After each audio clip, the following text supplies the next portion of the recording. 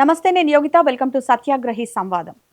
దశాబ్దాల పాటు కష్టపడతారు, ప్రజలకు సేవలు అందిస్తారు. ఇక కష్టపడలేని సమయంలో అంటే వృద్ధాప్యంలో రిటైర్ అయి ప్రశాంతంగా జీవితం గడపాలనుకుంటారు. కానీ విశ్రాంతి తీసుకోవాల్సిన ఆ టైంలోనే కష్టపడాల్సి వస్తోంది. చేయలేని స్థితిలో చేతిలో డబ్బులు లేక కనీసం మందులు కొనే స్తోమత లేక బాధలు పడుతున్న రిటైర్డ్ ఎంప్లాయీస్ ఎందరో. గౌరవంగా బతకాల్సిన రిటైర్డ్ ఉద్యోగులకు ప్రభుత్వం నుంచి వస్తున్న సహకారం ఎంత? ఇంకా పరిష్కారం కావాల్సినటువంటి సమస్యలెన్ని? Retired employees డిమాండ్లేంటి? ఇవాల్టి మన సంవాదంలో రిటైర్డ్ ఉద్యోగుల సమస్యలపై చర్చిద్దాం. ఈ డిబేట్లో మనతో పాటు ఉన్నారు రిటైర్డ్ ఎంప్లాయీస్ సుధాకర్ రెడ్డి గారు, అలాగే సుందరి నామాల గారు, ఇక సోషల్ యాక్టివిస్ట్ బకట్ జడ్సన్ గారు. నమస్తే అండి. సో ముందుగా సుధాకర్ రెడ్డి గారు, మీరు ఒక హెడ్ మాస్టర్గా వర్క్ చేశారు, ప్రభుత్వ ఉద్యోగిగా ఉన్నారు. రిటైర్ అయ్యి ఎన్ని సంవత్సరాలు అవుతుంది? మేడం, నేను 25 ఆగస్టులు మేడ్చల్ జిల్లా నుండి రిటైర్డ్ అయ్యాను. అచ్చా, ఎన్ని సంవత్సరాల సర్వీస్? నేను 41 సంవత్సరము 7 నెలలు సర్వీస్ చేశాను. ఇప్పటి వరకు నాకు ఒక 5 పైసలు కూడా రాలేదు. నాకు రావాల్సినటువంటి అమౌంట్ అంటే మాకు రావాల్సినటువంటి అమౌంట్స్ జనరల్గా గవర్నమెంట్ ఉద్యోగస్తులందరికీ కూడా మేము దాచుకున్నటువంటి అమౌంట్స్ అవన్నీ కూడా జీపీఎఫ్, జిఐఎస్, టిహెచ్జిఎల్ఐ, గ్రాట్యుటీ, కమ్యుటేషన్, తర్వాత ఫైనల్ లీవ్ ఎన్కాష్మెంట్, ఇవన్నీ కూడా మేము దాచుకున్న ప్రకారం మీకు రావాల్సిన ప్రకారం రాలేదు. చట్ట ప్రకారం ఏ ఒక్క పైసా రాలేదు. 41 సంవత్సరాలు మీరు సర్వీస్ చేశారు, ఒక హెడ్ మాస్టర్ గా పనిచేస్తున్నారు. సుందరి గారు, మీ ఎక్స్పీరియన్స్ ఏంటి? మీరు ఇరిగేషన్ డిపార్ట్మెంట్ లో వర్క్ చేసినట్టున్నారు. ఎన్నేళ్లు పనిచేశారు? ఎప్పుడు రిటైర్ అయ్యారు? నేను జాయినింగ్ అప్పుడు 87లో నల్గొండలో చేశానండి జాయినింగ్. అక్కడ తర్వాత ఆఫ్టర్ మ్యారేజ్ 88లో ఇక్కడికి వచ్చాను. 37 ఇయర్స్ కంప్లీట్ అయింది. 37 ఇయర్స్ తర్వాత కేసీఆర్ గారు 3 ఇయర్స్ ఎక్స్టెన్షన్ చేశారు. అప్పుడు మళ్ళీ నల్గొండ వెళ్ళాను. ఇక్కడ జోనల్ ప్రకారం ఏదో ట్రాన్స్ఫర్స్ చేసి ఆ 3 ఇయర్స్ మళ్ళీ లాస్ట్ నల్గొండలోనే కంప్లీట్ చేశాను మేడం. మొత్తం 24 జూలైలో రిటైర్ అయ్యాను. 37 ఇయర్స్ పైన చేశాను. సో జడ్సన్ గారు, ప్రస్తుతం సమాజంలో కానివ్వండి, ప్రభుత్వంలో కానివ్వండి, అసలు రిటైర్డ్ ఉద్యోగుల పరిస్థితి, వాళ్ళ సమస్యలు నిజంగా ప్రాధాన్యత పొందుతున్నాయంటారా? ఇక్కడ ప్రత్యేకంగా తెలంగాణలో ఉద్యోగులకు ప్రభుత్వానికి ఒక డిఫరెంట్ సంబంధాలు ఉంటాయి. ఎందుకంటే తెలంగాణ ఉద్యమంలో కీలకంగా సకల జిల్లా సమ్మె అని చెప్పి వీళ్ళతో సెక్రటరియట్ అసలు అన్ని జాబ్సే బైకాట్ చేసింది. జేఏసీ ఏర్పడ్డాయి కదా, జేఏసీ ఏర్పడ్డాయి. మిలియన్ మార్చ్లో వీళ్ళు విద్యార్థులు, ఉద్యోగులు 2 కళ్ళ లెక్క తెలంగాణ ఉద్యమంలో వీళ్ళు పాల్గొన్నారు. తెలంగాణ వస్తే ముందు కంటే ఎక్కువ ఇంకా ఉపయోగపడతాం, మేము ఇంకెక్కువ ఉంటుంది, బాగుంటుంది అని చెప్పి వీళ్ళందరూ అనుకొని ఆ రోజు తెలంగాణ ఉద్యమంలో పాల్గొన్నారు. కానీ ఆనాటికంటే ఆ రోజు నెల రోజులల్లా ఉమ్మడి ఆంధ్రప్రదేశ్ ఉన్నప్పుడు నెల రోజులల్లా ఇందాక సుధాకర్ రెడ్డి సార్ చెప్పినట్టు వాళ్ళ బెనిఫిట్స్ మొత్తం 1 మంత్లో ప్యాక్ అయిపోయింది. అంటే రిటైర్డ్ అయ్యే 1 మంత్ బిఫోర్కి వెళ్ళి ప్రాసెస్ స్టార్ట్ అయ్యేది. 1 మంత్లో వాళ్ళ పైసలు మొత్తం కంప్లీట్గా వాళ్ళన్నీ క్లియర్ అయిపోయేది. పెన్షన్స్ ఇక రెగ్యులర్గా వస్తుంది. అలాంటిది మళ్ళీ చాలా గౌరవంగా వాళ్ళని ట్రీట్ చేసేటోళ్ళు. ఈరోజు వాళ్ళ పరిస్థితి ఏంటంటే ఒక్కొక్క డిపార్ట్మెంట్ ఒక్కొక్క స్టైల్ ఉంది. ఇలా పోలీస్ డిపార్ట్మెంట్ ఒక ప్రాబ్లం ఉంది, స్టేట్ గవర్నమెంట్ వాళ్ళు ఒక ప్రాబ్లం ఉంది, ఈరోజు ఓపీఎస్ ఒక ఇష్యూ ఉన్నది, సిపిఎస్ ఒక ఇష్యూ ఉంది, పెన్షన్స్లో కూడా డిఫరెన్స్, ఇట్లా చాలా డిఫరెన్స్లు వచ్చి ఇవాళ రిటైర్డ్ కాబోతున్నాం, ఇంకా 2 నెలల్లో రిటైర్డ్ కాబోతున్నాము అనేటోళ్ళందరూ కూడా ఈరోజు భయపడే పరిస్థితికి వచ్చారు. ఒక 4 మంత్స్ అయింది, నేను ఇప్పుడు 4.5 మంత్స్ అయింది ఈ రిటైర్డ్ వీళ్ళ యాక్టివిటీస్లో పాల్గొనబట్టి. ఈ 4.5 సంవత్సరాలకి వెళ్ళి ఈ రిటైర్డ్ కాబోయేటోళ్ళు కూడా మెల్లమెల్లగా మాకు టచ్లోకి వచ్చి ఇప్పుడు దాదాపుగా ఇప్పుడు అన్ని డిపార్ట్మెంట్ వాళ్ళు అందరూ కూడా ఈరోజు భయపడే పరిస్థితికి ఒక భయాందోళన తీసుకొని వచ్చారు. ఒక ఎగ్జాంపుల్ చెప్తా. పోలీస్ డిపార్ట్మెంట్ నిన్న 76th డెత్ అయింది. ఆయన పేరు బుచ్చిరెడ్డి. మొన్న లక్ష్మప్ప అనేట ఆయన నంబర్ 75, ఆయన ఏఎస్ఐ, నంబర్లు వేసుకునే పరిస్థితి. బుచ్చిరెడ్డి అనేట ఆయన వరంగల్ కమిషనర్. ఇప్పుడు ఈయన కంటే ముందు మూర్తి గారని జిఆర్పీలో పనిచేసిండు. యశోద హాస్పిటల్లో అడ్మిట్ ఉండే మొన్న దాకా, చాలా అన్ని మీడియాలో చాలా బాగా వైరల్ అయింది. ఆయన పేరు మూర్తి.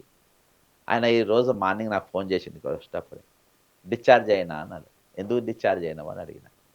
ఆపరేషన్ అయిందా అని అంటే చేసుకోలేను. ఎందుకు చేసుకోవాలంటే డబ్బులు లేవు, డబ్బులు అందలే, ఇక నాకు పైసలు వెళ్ళే నన్ను డిశ్చార్జ్ చేసేయమని చెప్పిన.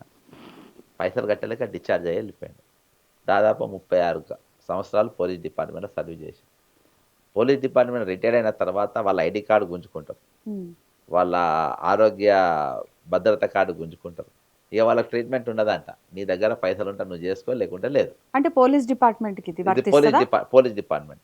ఉమ్, ఉద్యోగం చేసిన రోజులు ప్రతి నెల 700 రూపాయలకి వెళ్ళి 1000 రూపాయల దాకా వాళ్ళ దగ్గర కట్ చేసుకుంటారు. అన్నిటికంటే వరస్ట్ అంటే పోలీస్ డిపార్ట్మెంట్. అది మెడిక్లెయిమ్ కోసం కట్ చేసుకుంటారా? కట్ చేసుకుంటారు. ఆ, చేసుకొని ఒక జీవో రిలీజ్ చేస్తారు దానిపైన.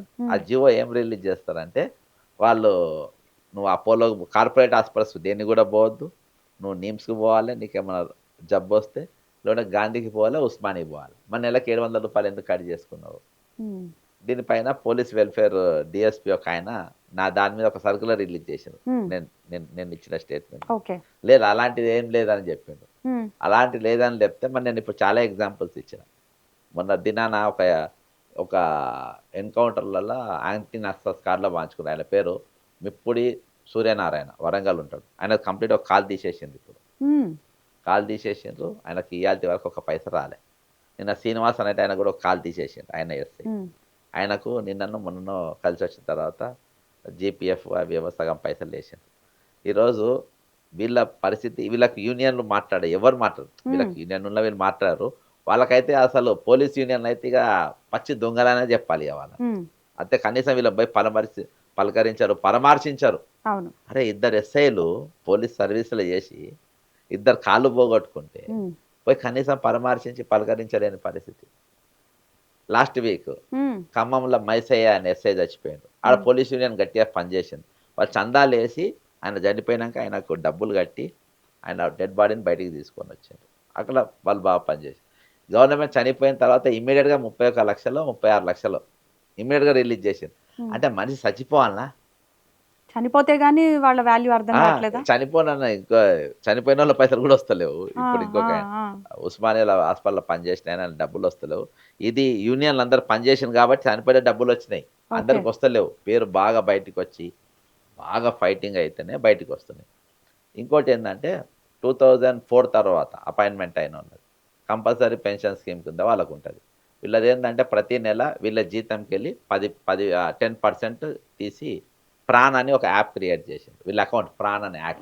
ఆ ప్రాణ్ అకౌంట్లో 10% వీళ్ళ జీతంకి వెళ్ళి పడుతుంది. ఇది పెద్ద స్కామ్. ఇంకా బా. ఆ అకౌంట్లో పడతాయి. పడ్డ తర్వాత గవర్నమెంట్ ఏం చేస్తాం, మేము కూడా 10% మేము వేస్తామన్నది. ఉమ్, అయితే 2024 జనవరి వరకు వేసారు. హైయెస్ట్ రిటైర్మెంట్స్ 2024లో అయినాయి. ఉమ్, ఎందుకంటే 3 సంవత్సరాలు పెరిగిన వాళ్ళందరూ అక్కడికి వచ్చి ఆడ స్టాగ్ అయిపోయింది అన్నట్టు. అక్కడ 2025లో స్టాగ్ అయింది. అందుకని ఆ సంవత్సరము బడ్జెట్ 16,842 కోట్ల రూపాయలు శాంక్షన్ చేసింది బడ్జెట్. కాగ్ రిపోర్ట్ ప్రకారం. కాగ్ రిపోర్ట్ నేను ఆ రిపోర్ట్ బయటికి తీసిన. ఆ రిపోర్ట్ ప్రకారం ఇంత అమౌంట్ రిలీజ్ అయింది. ఆ మంత్ ఎక్కువ రిటైర్ అవుతుంది కాబట్టి ఎక్కువ అమౌంట్ అంతా పుష్ అయ్యింది అన్నట్టు. బ్యాక్ వెళ్ళి పుష్ అయ్యి వచ్చి అక్కడ నిలబడ్డది. అది వీళ్ళకు రిలీజ్ చేయాలి. అయితే ఇప్పుడు ఈ 2004 వరకు కూడా రిటైర్మెంట్ అయ్యారు. For example homeopathy doctor Annapurna అనేట ఆమె రిటైర్డ్ అయింది మొన్న. ఆమె 20 years చేసిన సర్వీసు. అయితే ఈ గవర్నమెంట్ 10% కడతా అని చెప్పింది కదా. వీళ్ళు 2004 రిటైర్మెంట్ అయ్యేటోళ్ళకు సెప్టెంబర్, ఆగస్ట్, జూన్, జూలై అంటే 4 నెలలు, జూన్, జూలై, ఆగస్ట్, సెప్టెంబర్ 4 నెలలు గవర్నమెంట్ కట్టాల్సింది కట్టలేదు. ఈ రిటైర్మెంట్ బిట్స్ కోసం వీళ్ళు పోయినరు. పోయి మా డబ్బులు మాకు రావాలంటే, లేదమ్మా గవర్నమెంట్ 10% మ్యాచింగ్ వేయాలి కదా, అవి వేయలే కాబట్టి మీకు పైసలు రావంటే, సరే సార్ పోతే పోనీ గవర్నమెంట్ వేయకుండా అవి తీసేయండి, అవి తీసేసి అంటే, లేదు అవి వేస్తేనే మీకు పైసలు వస్తాయి, అవి వేయకుంటే ఏ పైసలు రావు మీకు అన్న. ఇదేం రూల్ అండి? దిక్కుమాలిన రూల్ ఇది. అయితే ఇది కావాలనే గవర్నమెంట్ వేస్తలేదు, వేసేది 10% ఎందుకు వేస్తలేరు? పెద్ద అమౌంట్ వీళ్ళు ఇవ్వాల్సి వస్తుంది కాబట్టి. అది పెద్ద అమౌంట్ వీళ్ళకి ఇవ్వాల్సి వస్తుంది కాబట్టి చిన్న అమౌంట్ వస్తుంది. ఇప్పుడు ఈ సిపిఎస్ వాళ్ళకు రిటైర్మెంట్ బెనిఫిట్స్ రాలే, పెన్షన్ లేదు. ఎందుకంటే 10% అయితేనే వీళ్ళ పెన్షన్ కూర్చుంటుంది. పెన్షన్ లేదు, ఏం లేదు. ఇవాళ వాళ్ళు ఊబర్లల్లా, ఓలాలల్లా, అది కూడా చేతగాని వాళ్ళని వీళ్ళని అడుక్కొని తినే పరిస్థితులలో వాళ్ళు ఉన్నారు. ఇప్పుడు ఏదైతే మనకి ఆరోగ్య సమస్యలు ఇవి వస్తాయో, ఇప్పుడు పెన్షన్ పొందే వాళ్ళ పరిస్థితి ఏంటి అంటే, మీకు బేసిక్గా మీ లైఫ్లో చాలా ఎక్స్పీరియన్స్ చేస్తుంటారు ఇలాంటివి. ఆ డబ్బులతో ఏదైనా మనకి ఆరోగ్య సమస్యలు వచ్చినప్పుడు చేసినప్పుడు మీకు గవర్నమెంట్ నుంచి ఖచ్చితంగా సహాయం అందుతున్నదనే ఎక్స్పెక్ట్ చేస్తారు కదా. సో మీరు ఏదైనా ఒక సిచ్యువేషన్ ఫేస్ చేశారంటే రీఎంబర్స్ పెట్టుకుంటే అది ఎంత శాతం వచ్చింది, ఆర్ గవర్నమెంట్ నిజంగా ఆ విషయంలో సహకారం అందిస్తుందా, మళ్ళీ కుటుంబం పైనే భారం పడాల్సి వస్తుందా ఇలాంటి విషయాల్లో? వాస్తవంగా ఎంప్లాయీస్ అందరూ కూడా గవ ఈహెచ్ఎస్ అంటే ఎంప్లాయీస్ హెల్త్ స్కీమ్ అనేటువంటిది కావాలి. మరి ఈనాడు హాస్పిటల్లోకి పోతే మీకు తెలియని విషయం ఏమి కాదు, లక్షల బిల్ అవుతుంది. అవును. మామూలు కుటుంబాలు భరించే స్థితి లోపల లేదు. అంటే మరి హాస్పిటల్లో మనం రకరకాల జబ్బులతోని ఇప్పుడు దాదాపు రకరకాల ఎవరికి ఏ జబ్బు వస్తుందో కూడా తెలియని పరిస్థితి. ఎంప్లాయీస్ అంతా కూడా కోరుకున్నది ఏంటంటే క్యాష్లెస్ ట్రీట్మెంట్ కావాలని కోరుకున్నారు. చాలా కాలం నుంచి వైఎస్ రాజశేఖర రెడ్డి పీరియడ్ అప్పటి నుంచి కూడా ఇప్పటి వరకు క్యాష్లెస్ ట్రీట్మెంట్ కావాలని కోరుకున్నారు. మరి ఆ తర్వాత అనేక మంది ముఖ్యమంత్రులు మారుతూ వచ్చారు. అయినప్పటికీ కూడా దానికి ఈ ఎలాంటి ఒక పరిష్కార మార్గం అనేది చూపలేదు ఇప్పటి వరకు కూడా. మరి వాస్తవంగా నాకు మీరు అడిగారు కదా, నాకు 2001లో ఒక నా కాలుకు నేను స్కూల్కి పోయి వస్తుంటే రైట్ కాలు యాక్సిడెంట్ చేశాడు ఒక పిల్లవాడు. కారు తెచ్చి గుద్దడం వల్ల యాక్సిడెంట్ అయింది. యాక్సిడెంట్ అయినప్పుడు నాకు ఆ హాస్పిటల్లో జాయిన్ అయితే నాకు 3.5 లక్షల బిల్ అయింది. కానీ వాస్తవంగా నాకు వచ్చింది ఓన్లీ 1 lakh గవర్నమెంట్ నుంచి. ఈహెచ్ఎస్లో గవర్నమెంట్ ఏం చేస్తుందంటే అన్ని ప్యాకేజీలు ఒక 4-5 జబ్బులకు మాత్రమే మామూలుగా 2 లక్షలు ఇస్తారు.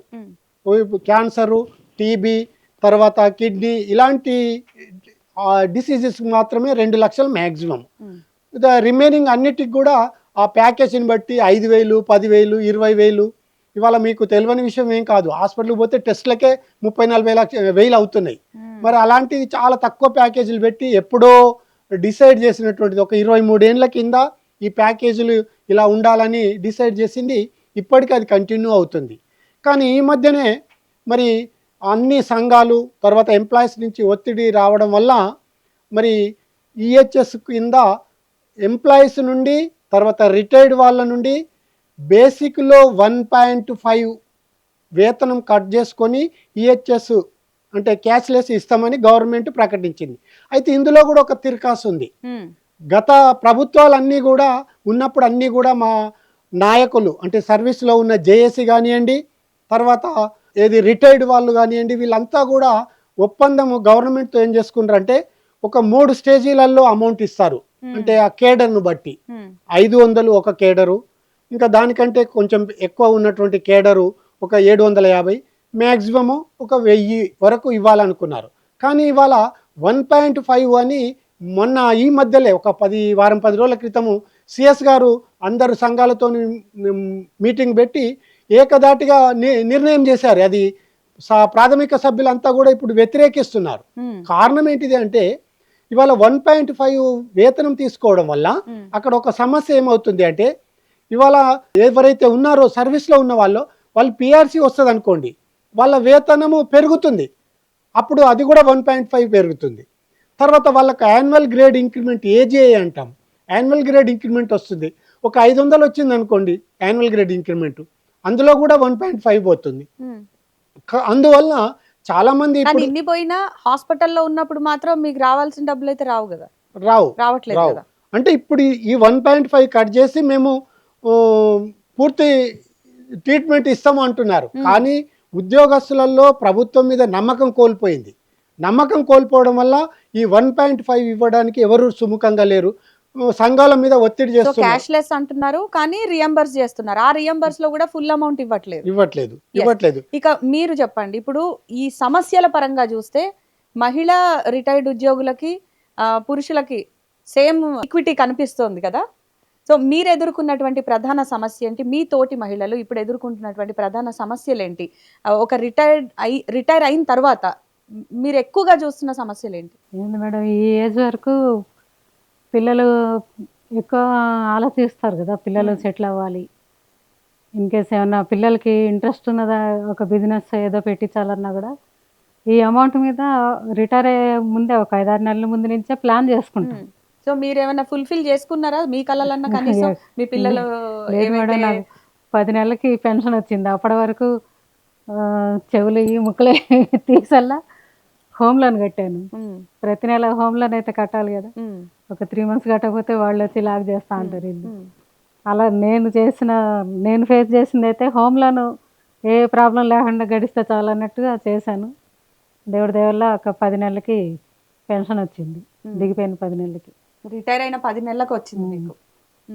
ఇప్పుడు మీరు రిటైర్ అయిన తర్వాత మీతోటి ఉద్యోగులు కూడా మీతో మాట్లాడుతుంటారు కదా, వాళ్ళు కూడా రిటైర్ అయిన వాళ్ళు ఏవేవి ఎక్కువగా చెప్తూ ఉంటారండి? ఎక్కువ పిల్లలు నాకు 2 అబ్బాయిలండి. ఆడపిల్లలు ఉన్నవాళ్ళు ఇంకా ఎక్కువ స్ట్రెస్ ఫీల్ అవుతున్నారు. ఎందుకంటే మ్యారేజ్ చేయాలంటే అమౌంట్ లేనిది ఏది కాదు కదా మేడం. అది పిల్లల పెళ్ళిళ్ళ గురించి కానీ, మా పిల్లలు అయితే ఇంకా ఫారెన్ పంపించాలనుకున్న వాళ్ళకి కానీ ఏదైనా ఈ అమౌంట్ అనేది ఒక ఒక నిధి కదా మేడం. నిధి భరోసా కలుగుతుందని అనుకుంటారు. ఒక నిధి వస్తుంది అన్న ఫీలింగ్లో ఉన్న వాళ్ళకి అక్కడ ఏమీ లేదని తెలిస్తే ఎలా ఉంటుంది మేడం? సో జడ్సన్ గారు, యాక్చువల్లీ మన రాష్ట్రంలో పరిస్థితులు ఒక రకం అయితే ఇతర రాష్ట్రాల్లో నుంచి నేర్చుకోవాల్సినవి ఏంటి? ఈ ప్రభుత్వాలు ఇప్పుడు ఉన్నటువంటి మన ప్రభుత్వం ఇతర రాష్ట్రాల్లో ఉన్నటువంటి పరిస్థితులు మనం ఒకవేళ అబ్జర్వ్ చేస్తే డిఫరెన్స్ ఏంటి, నేర్చుకోవాల్సింది ఏంటి? దేశం అంతా సంబంధించి ఒకటే ఉంటుంది. వీళ్ళు ఎప్పుడైతే ప్రభుత్వంతోని ఉద్యోగం చేరుతారో అప్పుడు వీళ్ళకు కాన్స్టిట్యూషన్తో ఒక ఒప్పందం ఉంటుంది. దాని మీద ఆ ఒప్పందం వీళ్ళు సైన్ చేసేది అన్ని దాని మీదనే. ఏంటంటే అందులో వీళ్ళది ప్రతిదీ కమిటెడ్ బడ్జెట్, కమిటెడ్ ఎక్స్పెండిచర్ అంటారు వీళ్ళ దాన్ని. ఆ వర్డింగ్ ఉంటుంది, కమిటెడ్ ఎక్స్పెండిచర్. అంటే ఇవాళ ఫర్ ఎగ్జాంపుల్ ప్రతి నెలకు మనకు వచ్చేది ఒక 18,000 కోట్ల రూపాయలు తెలంగాణ బడ్జెట్. తెలంగాణ బడ్జెట్లో ఫస్ట్ అప్పులు కడతా అంటాడు, తర్వాత వేరే యాక్చువల్గా ఫస్ట్ జీతం ఇవ్వాలి, పిఆర్సీలు ఇవ్వాలి. వీళ్ళ గవర్నమెంట్కు జీతాలు అన్ని ఇచ్చిన తర్వాతనే నువ్వు నెక్స్ట్ ఇది కట్టుకోవాలి. ఒకవేళ ఇవి కట్టకుండా నువ్వు వేరే దాన్ని వాడినావు అనుకో, అది కేసు అవుతుంది, దాని మీద మీరు జైలుకు పోయే పరిస్థితి వస్తుంది. ఎవరైతే దీన్ని డైవర్ట్ చేస్తారు. అది ఇక్కడ తెలంగాణ పూర్తిగా ఫిట్ అయింది. అయితే నేను మన దేశం మొత్తం నేను చూసిన, ఇంక్లూడింగ్ వెనుకబడ్డ రాష్ట్రాలు కూడా చూసిన. ప్రతి రాష్ట్రంకి వెళ్ళి ఈరోజు హిమాచల్ ప్రదేశ్ మొదలుపెట్టి యూనియన్ టెరిటరీ మొదలుపెట్టి ఎవ్రీ స్టేటు వాళ్ళు రిటైర్మెంట్ అయినా విత్ ఇన్ 1 monthలో రిటైర్మెంట్ బెనిఫిట్స్ మొత్తం ఇచ్చింది, ఇంక్లూడింగ్ 55% ఆఫ్ పిఆర్సీ 1/1/2025 రోజున. కేంద్ర ప్రభుత్వం కూడా ఢిల్లీలో ఉన్నటువంటి ప్రభుత్వం కూడా పిఆర్సీ ఇంప్లిమెంట్ చేసింది, డిఏ ఇంప్లిమెంట్ చేసింది. వాళ్ళ రిటైర్మెంట్ బెనిఫిట్స్ మొత్తం ఏకకాలంలో ఇచ్చింది. ప్లస్ అక్కడ వాళ్ళకి హాస్పిటల్స్ ఫెసిలిటీస్ ఉన్నాయి, సపరేట్ హాస్పిటల్స్ కూడా పెట్టిండ్రు. వీళ్ళకి పోలీసులకు కూడా సపరేట్ హాస్పిటల్స్ పెట్టిండ్రు. ఇక్కడ తెలంగాణలో మాత్రమే ఇయాటి వరకు అప్పులు చూపెడుతుండ్రు. ఏడు చూపెట్టుకున్నా ఇదో కమిటెడ్ ఎక్స్పెండిచర్ కాబట్టి దీని మీద వయలేషన్ జరిగినప్పుడు గవర్నర్ గారు ఇంటర్ఫియర్ కావాలి. ఇక్కడ నేను గవర్నర్ గారికి ఇప్పటికీ 5 సార్లు పిటిషన్ ఇచ్చిన. కమిటెడ్ ఎక్స్పెండిచర్ కింద ఇది డైవర్ట్ అయింది, నెంబర్ 1. నెంబర్ 2, కాగ్ రిపోర్ట్ ఇచ్చిన. జాతీయ మానవ హక్కుల కమిషన్ కేసు వేసిన. వాళ్ళు డైరెక్షన్ ఇచ్చిండ్రు, 8 వారాల లోపు వీళ్ళ డబ్బు 20,500 మంది డబ్బులు ఏకకాలంలో చెల్లించాలి అని ఇచ్చారు.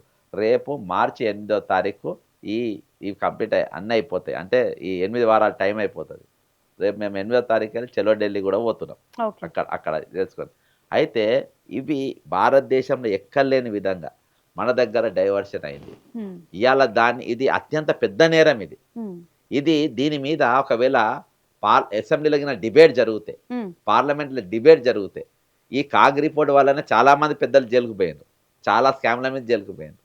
పార్లమెంట్ లో గానీ అసెంబ్లీలో గానీ అసలు దీని గురించి చర్చ జరిగే అవకాశం ఉందా? నీకు కమిటెడ్ ఎక్స్పెండిచర్ అని పదం తీస్తలేరు, రిటైర్మెంట్ లో పైసలు వస్తలేవు అని మాట్లాడుతుండ్రు. నేను దాదాపు అందరు ఎమ్మెల్యేలకు ఎవరెవరు మాట్లాడుతున్నారు, అందరు కాగ్ రిపోర్ట్ ఎవ్వరు చూడ. నేను నిన్న కూడా దీక్ష చేసిండ్రు గౌరవ ఎమ్మెల్యే గారు. నేను ఆయనను వీళ్ళ తరపున చేసినందుకు నేను సంతోషిస్తున్నా, ఆయనకు కృతజ్ఞతలు కూడా చెప్తున్నా. కానీ అంత వేదిక పైన నువ్వు కాగ్ రిపోర్ట్ అన్న నిధిగా 16,842 కోట్లు ఎక్కడికి డైవర్ట్ అయిన ఒక ప్రశ్న అడిగితే వీళ్ళంతా జైలుకు పోతారు. కమిటెడ్ ఎక్స్పెండిచర్ వీళ్ళు మొత్తం జైలుకు పోతారు. ఈ పేపర్ అందరు హరీష్ రావు కూడా పంపిన, కేటీఆర్ గారికి ఇచ్చిన, బీఆర్ఎస్ ఆఫీస్ పోయి ఇచ్చిన. ఈ కాగ్ రిపోర్ట్ గురించి ఎవ్వరు ఎందుకు మాట్లాడతలేరు? ఒక్కలన్నా మాట్లాడినా, ఒక్కలన్నా ఆ పదం తీస్తలేరు. ఎందుకు తీస్తలేరు అనేది వాళ్ళు చెప్పాలి. వాళ్ళు ఒకవేళ ఆ పదం వాడిన రోజు బీజేపీ ఎక్కువ శాతం పార్లమెంట్లో 2 కేంద్ర మంత్రులు ఉన్నారు, వాళ్ళు మాట్లాడి ఇక్కడ ఈ విధంగా డైవర్ట్ అయింది. ఇవాళ మీకు టెలికాం స్కామ్ బయటకు ఎట్లా వచ్చింది? కాగ్ రిపోర్ట్ వాళ్ళు వచ్చింది. ఇవాళ చిదంబరం కానీ, రాజా కానీ, కనుమోలి కానీ జైలుకి ఎందుకు పోయారు? కాగ్ రిపోర్ట్కి వెళ్ళి వచ్చింది, దాని రిపోర్ట్ బట్టి జైలుకు పోయారు. ఇవాళ ఈ లెటర్ ఎందుకు మాట్లాడుతుంటే వాళ్ళు జైలుకు పోతారో లేదా నీకెందుకు? ఉమ్, మీరంతా ఒక్కటైతే కాదు కదా, మీరందరూ ఉమ్, ఆపోజిషన్ లీడర్స్ కదా. ఉమ్, మరి మాట్లాడతారని డౌట్ ఒక్కసారి కాదు, ఇప్పటికి నేను ఒక 10 సార్లు మాట్లాడాను. ఎందుకు మాట్లాడతలేదని ఉమ్, వాళ్ళకి పంపిన. అంటే ఈరోజు గవర్నమెంట్ నేరం చేసింది. ఇప్పుడు వీళ్ళు ఎవరు మాట్లాడినప్పుడు ఎవరు మాట్లాడినా గవర్నర్ గారు మాట్లాడలేదు. ఉమ్, గవర్నర్ గారికి 5 రిప్రజెంటేషన్ ఇచ్చారు. ఉమ్, ఇయాటి వరకు ఇక్కడ హ్యూమన్ రైట్స్ వయలేషన్ అవుతుంది. ఆర్టికల్ 21 అనేది పూర్తిగా ఇదైపోయింది. 76 మంది మరణాలు జరిగినాయి ఇవాళ. ఉమ్. ఒక్కటి కాదు, 2 కాదు, 76 మరణాలు ఇవాళకి. ఇన్వాల్వ్ అవుతోందా కేంద్రం? అయ్యేదంటే ఇప్పుడు వీళ్ళంతా లోపడిపోతారు కదా. నేను ఇప్పుడు చెప్తున్నా కదా, ఇండైరెక్ట్గా ఆత్మహత్య. నేను ఎగ్జాంపుల్ చెప్తా. ఫస్ట్ కొండయ్య సార్ చనిపోయాడు. ఎందుకు? నేను ట్రీట్మెంట్ తీసుకోలేదని హాస్పిటల్కి వెళ్ళి బయటకు వచ్చేసింది. 12th డెత్ అయినది. ఆయనకెళ్ళి నేను ఎంటర్ అయినా. ఆయన హాస్పిటల్కి వెళ్ళి డిశ్చార్జ్ అంటే నేను ఇక ట్రీట్మెంట్ తీసుకొని ఇంట్లో ఉండి వైద్యం తీసుకుంటా అన్నాడు అని చనిపోయాడు. అంటే అది సూసైడ్ అనే కదా. బయటకు ఇవాళ మూర్తి గారు ఎస్ఐ గారు నేను ఆపరేషన్ చేసుకున్న తాహత్తు లేదు, పైసలు లేవని బయటకు వచ్చేసింది. రేపు ఆయనకి ఏమన్నా అయితే అది దేని కిందికి వస్తుంది? అదే. అయితే ఇవన్నీ కూడా ఈరోజు సేమ్ రైతుల ఆత్మహత్య లెక్క ఇవ్వలేదు. ఇంకోటి దీని వెనుక ఒక ఇంటర్లింక్ క్వశ్చన్ ఒకటి ఉన్నది. ఇప్పుడు 20,500 మంది రిటైర్డ్ అయ్యారు. అందులో 7,500 మంది టీచర్లు. ఈ 7,500 మంది టీచర్లు ఈరోజు ప్రభుత్వ పాఠశాలలలో పేద పిల్లలు చదువుకునే పాఠశాల. పేద పిల్లలు చదువుకునే పాఠశాల 7,500 మంది టీచర్లు లేకుండా ఈరోజు ప్రభుత్వ స్కూళ్ళు నడుస్తున్నాయి అన్నట్టే కదా. ఇప్పుడు అంటే ఎందుకు వస్తుంది? అది నీకు జాబ్ క్యాలెండర్ లేకపోవడం వల్ల. ఇవన్నీ ఒకటి లింక్ అవుతాయి. తక్కిన 13,000 మంది గవర్నమెంట్ అంటే ఇరిగేషన్ వేరే వేరే డిపార్ట్మెంట్ అంటే అందులో కూడా వీళ్ళు ఎవ్వరు లేకుండానే ఈరోజు అవి నడుస్తున్నట్టు కదా. మరి ప్రభుత్వ యంత్రాంగం ఏ విధంగా పనిచేస్తుంది, ఎట్లా ముందుకు పోతుంది, వీళ్ళు ఈ పనిచేసేటోళ్ళు లేకుండా అనేది ఇంకొక అంశం. ఇంకొక ప్రధానమైన అంశము, ఈ చనిపోయిన 76 మందిలా అత్యధికంగా టీచర్లు, పోలీస్ డిపార్ట్మెంటే ఉంటుంది. బాధితులు ఓ రకంగా బాధితులు చనిపోతున్న వారు, హాస్పిటల్ ఉన్నవారు. ఎందుకు పోలీసులు టీచర్లు ఎందుకు ఉంటుండ్రు అని చెప్పేసి నేను కొంచెం రీసెర్చ్ చేసిన. టీచర్లు మార్నింగ్ 6 o'clock అంటే కొంతమంది చిట్టీల బ్యాచ్, రియల్ ఎస్టేట్ బ్యాచ్ ఉంటుంది, అది పక్కన పెట్టండి. కానీ నిజంగా పిల్లలకు చదువు చెప్పేటోళ్ళు, నిజంగా పోయేటోళ్ళు పొద్దున్న లేవాలి, స్కూల్ కురకాలి, పాఠాలు చెప్పాలి, మళ్ళీ క్వశ్చన్ పేపర్ తయారు చేయాలి, మళ్ళీ అన్నీ చాలా ఉంటాయి. అంటే భయంకరమైన ఒత్తిడి ఉంటుంది. నెక్స్ట్ పోలీస్ డిపార్ట్మెంట్ పైన వాళ్ళకి డ్యూటీ టైమింగ్సే ఉండదు. అడ్డం దొడ్డం డ్యూటీ ఉంటుంది, ఎప్పుడు పిలుస్తే అప్పుడు.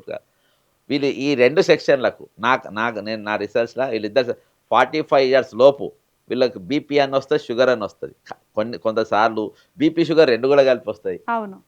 అదేనా.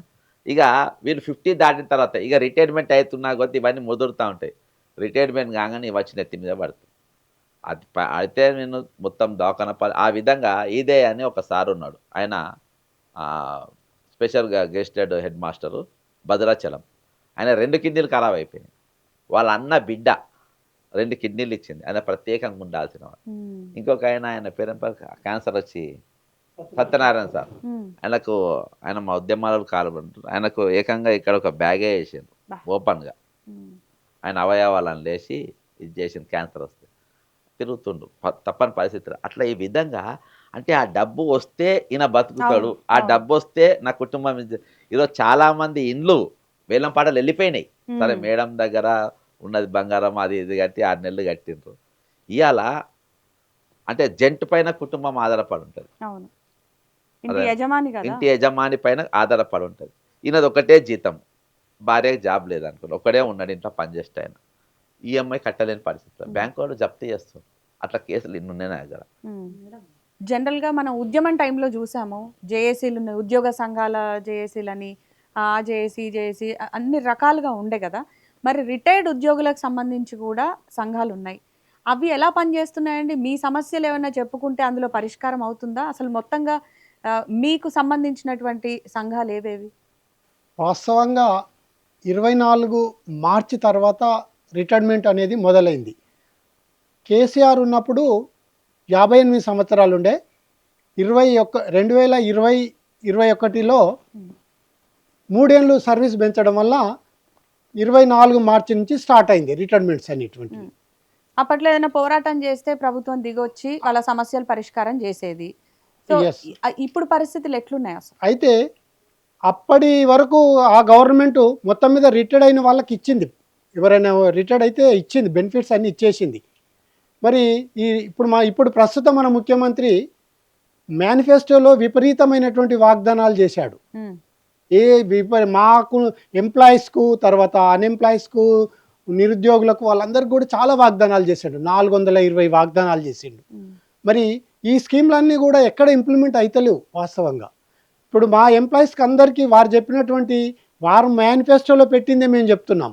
6 నెలల్లో మాకు ఏ సమస్య లేకుండా తీరుస్తున్నాడు. ఉమ్. ఏవి తీరవలే, అన్నీ రోజుకు రోజు పెరిగిపోతున్నాయి. అసలు మీ ఈ సంఘానికి సంబంధించి ఎంతమంది ఉన్నారండి మీ జేఏసీ? వాస్తవంగా మొత్తము 200 రిటైర్డ్ అయిన వాళ్ళు, 24 కంటే ముందు రిటైర్డ్ అయినటువంటి వాళ్ళంతా కూడా ఒక 28 సంఘాలు ఉన్నాయి. ఉమ్, రిటైర్మెంట్ వాళ్ళే. బా. మా టీచర్స్ వాళ్ళే అయితే, నేను టీచర్ని కనుక చెప్తున్నాను, 57 సంఘాలు ఉన్నాయి సర్వీస్లో ఉన్నటువంటి వాళ్ళే. టోటల్గా 206 సంఘాలు కలిసి జాయింట్ యాక్షన్ కమిటీగా ఏర్పడ్డాయి. జేఏసీ. అయితే ఈ జేఏసీ వలన గతంలో చాలా సమస్యలు పరిష్కారం అయ్యేది.